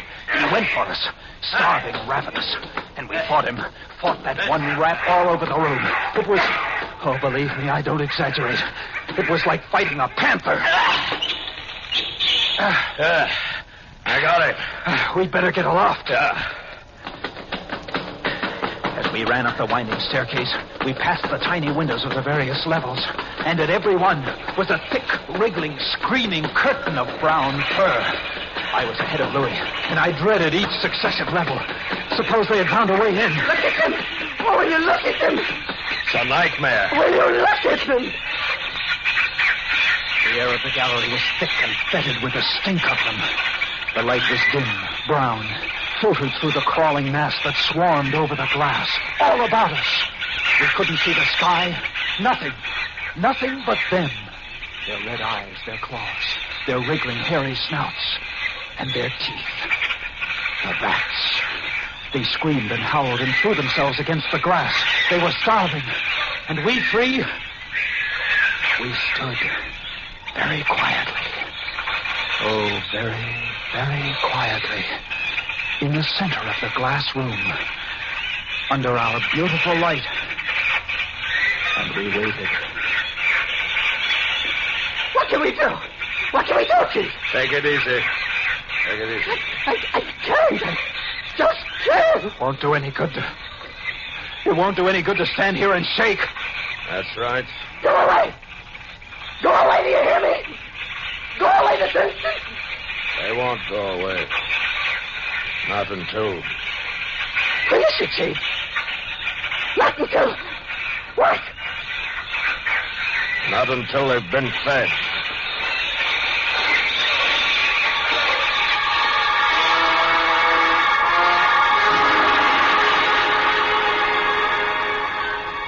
You can take just so much horror, and then you get used to it. And they were interesting to watch, you know. They couldn't understand the glass. They could see us, and they could rush at us. But that thin, invisible barrier held them off, stopped them. From time to time, we caught a glimpse of the rocks below. More rats down there, swarming brown velvet in the bright tropical sunlight. And then the tide began to rise.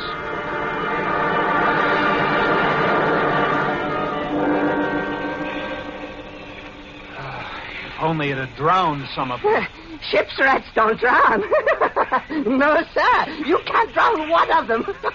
They're all climbing up the tower. This bunch around us is getting thicker. Say, what's the time? 6:15. You've got first watch, Sean. Right. Wake me at 10. I will. Come along, August. It was getting dark. One side of the room was lit a soft, filtered red. Sunset through the rats. Oh, very pretty. I set the wicks, checked my fuel, and then lit the lamp. It caught them, lit them in their gigantic wriggling web of pale, hairless bellies, twitching red tails, bright eyes. And then I started the rotary motor. The light drove them mad. As she swung slowly and smoothly about, she blinded them in the fierce stabbing bar of light, moving continually about, ever turning, never touching, ever moving around and around. And they, twitching and shuddering, eyes flaming when they were struck by the light, the bright light moving. And behind, on the dark side of the room, so close, I dared not turn my back. But you can't help turning your back when you're in a room made of glass. On the dark side of the room, you couldn't see them, but only their eyes. Thousands of points of blank red light, blinking and twinkling like the stars of hell.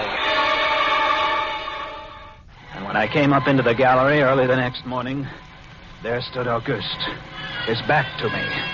He was bowing to the rats, waving his arms and making a speech. Dear audience, I am going to play once again that magnificent role which made me the toast of the Paris theater.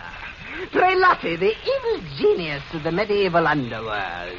I am he who did guide the dark soul of Marechal into the nether. I stood staring at him, horror-struck.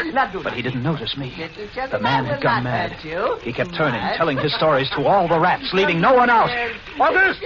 Auguste!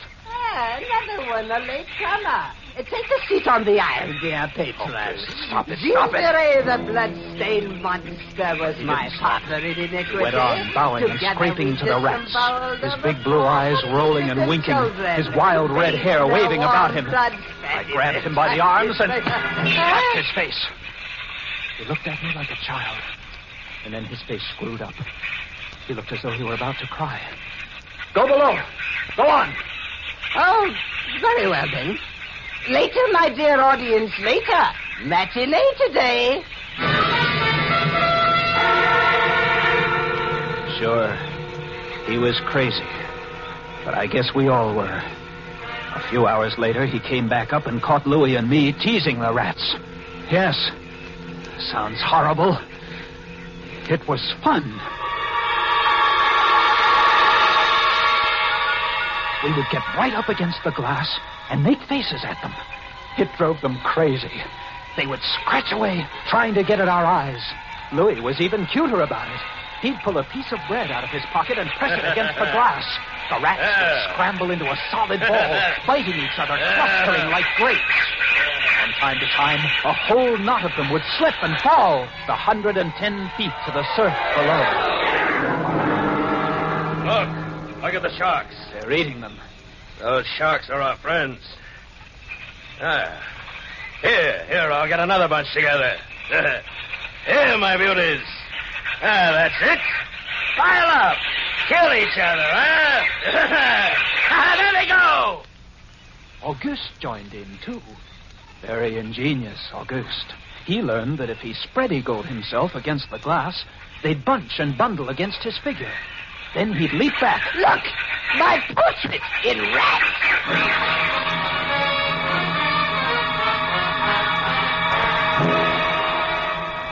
It went on all day. And then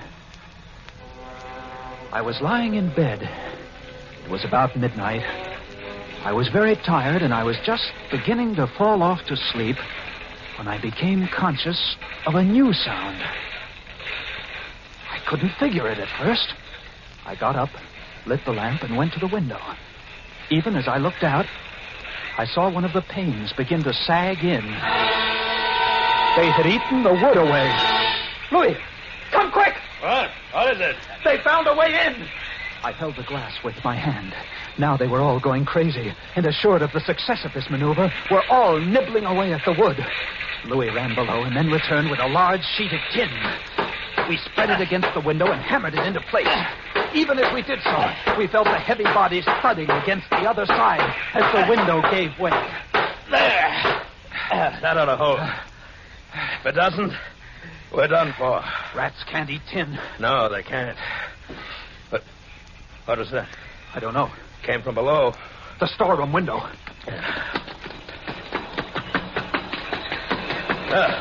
They're in. They're swarming up the stairs. Drop the trap. Right. There! What? Two of them got in. Let's go after them. We didn't have to go after them. They came at us. I leaped to one side and grabbed a marlin spike, swung, and smashed one in midair. No! I whirled to see Louis with the other. It had ripped his hand open and the blood was pouring out. He held his hand aloft and kicked at the snarling rat. I stepped and swung and got him. Oh, my hand! He got my hand! That's both of them, Louis. I'll get you something to tie that up. Blood! Look at it, my blood, I'm bleeding. Don't worry about it, Louis. Here. I'll wind this kerchief around it. It'll be okay. Blood. There, that's not bad. Just the flesh. And then I became conscious of a new sound. They were gnawing their way through the wooden trapdoor. I watched the wood, fascinated. And even as I did, it began to give way. And a bristling, whiskery nose showed through. Louis, we've got to go up!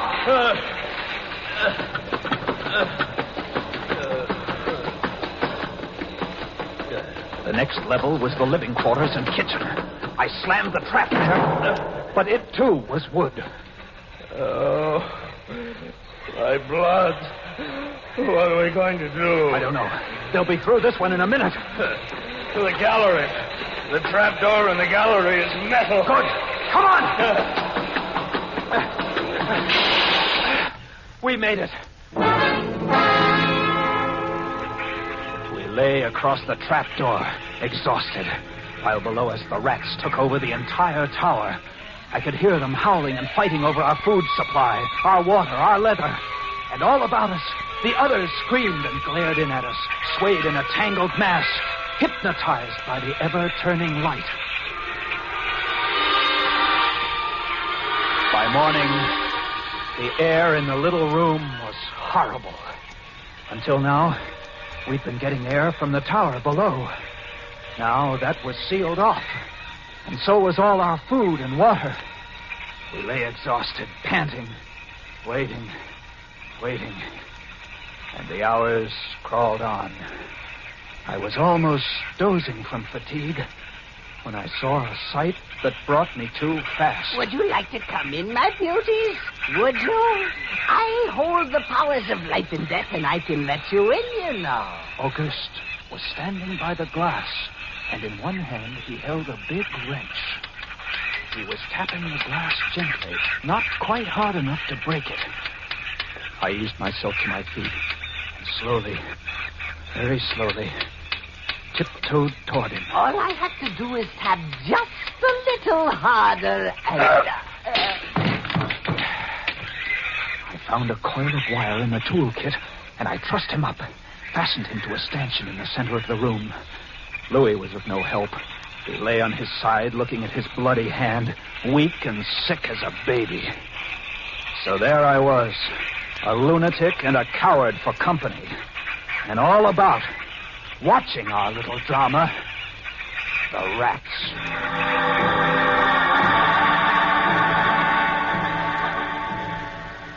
The day dragged by. The supply boat wasn't due for another 12 days. I don't know what they could have done if they had come. And we had only one way of summoning them. That was to shoot off distress rockets. But the rockets were 4 floors below. And even if they'd been right there in the gallery, I couldn't have opened a window to fire them.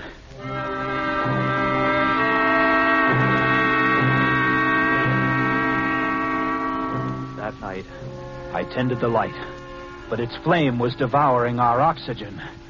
The following day, we lay thirst-tormented, starving, waiting.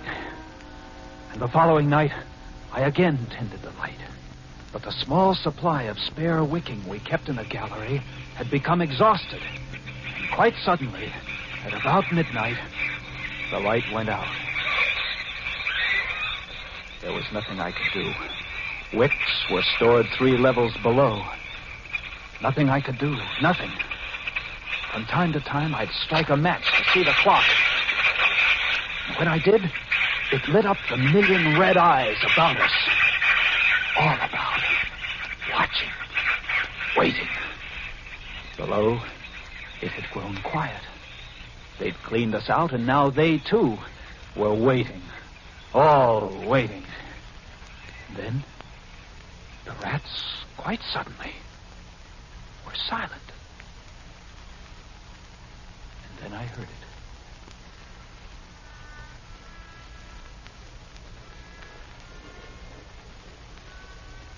And then I saw the sky and the stars. The rats were gone. I went to the glass. Out there on the water, a small freighter, a banana boat, showing a few lights, came softly and innocently towards us. Our light was out. They didn't know.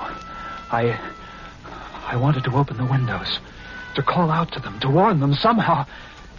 But I was afraid. What if the rats were hiding from me, tricking me? So I waited.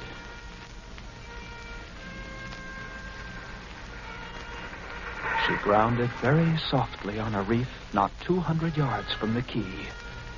Grounded so gently that the man playing the cornet, was he a passenger, crewman, off watch, didn't even stop playing. They tried washing her back off. I could have told them to save their fuel. The tide was rising, would have floated her free. And I waited.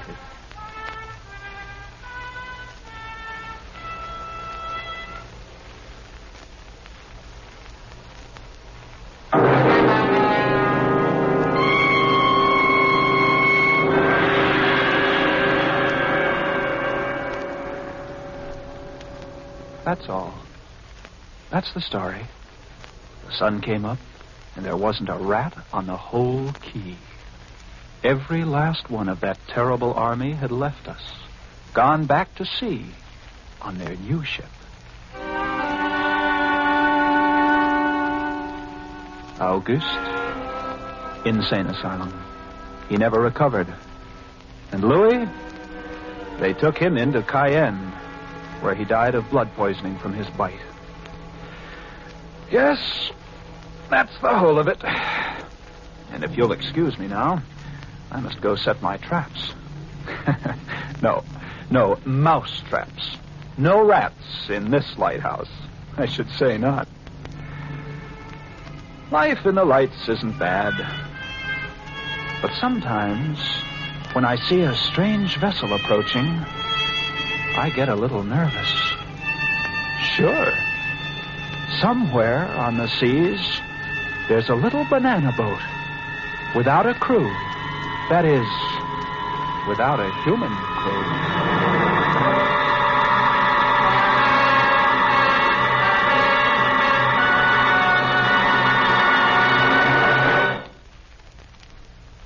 Escape is produced and directed by William N. Robeson.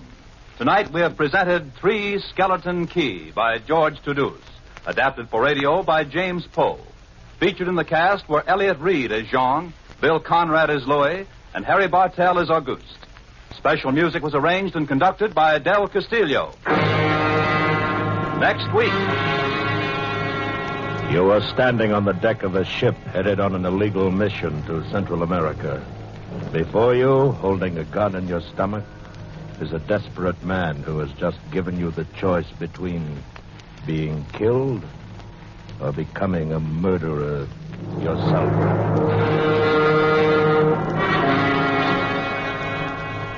Next week, we escape with John and Gwen Bagney's exciting tale of a murderous trio of gun runners in Central America, Maracas.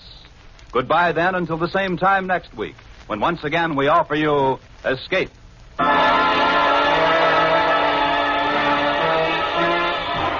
Stay tuned now for Life with Luigi, which follows over most of these CBS stations.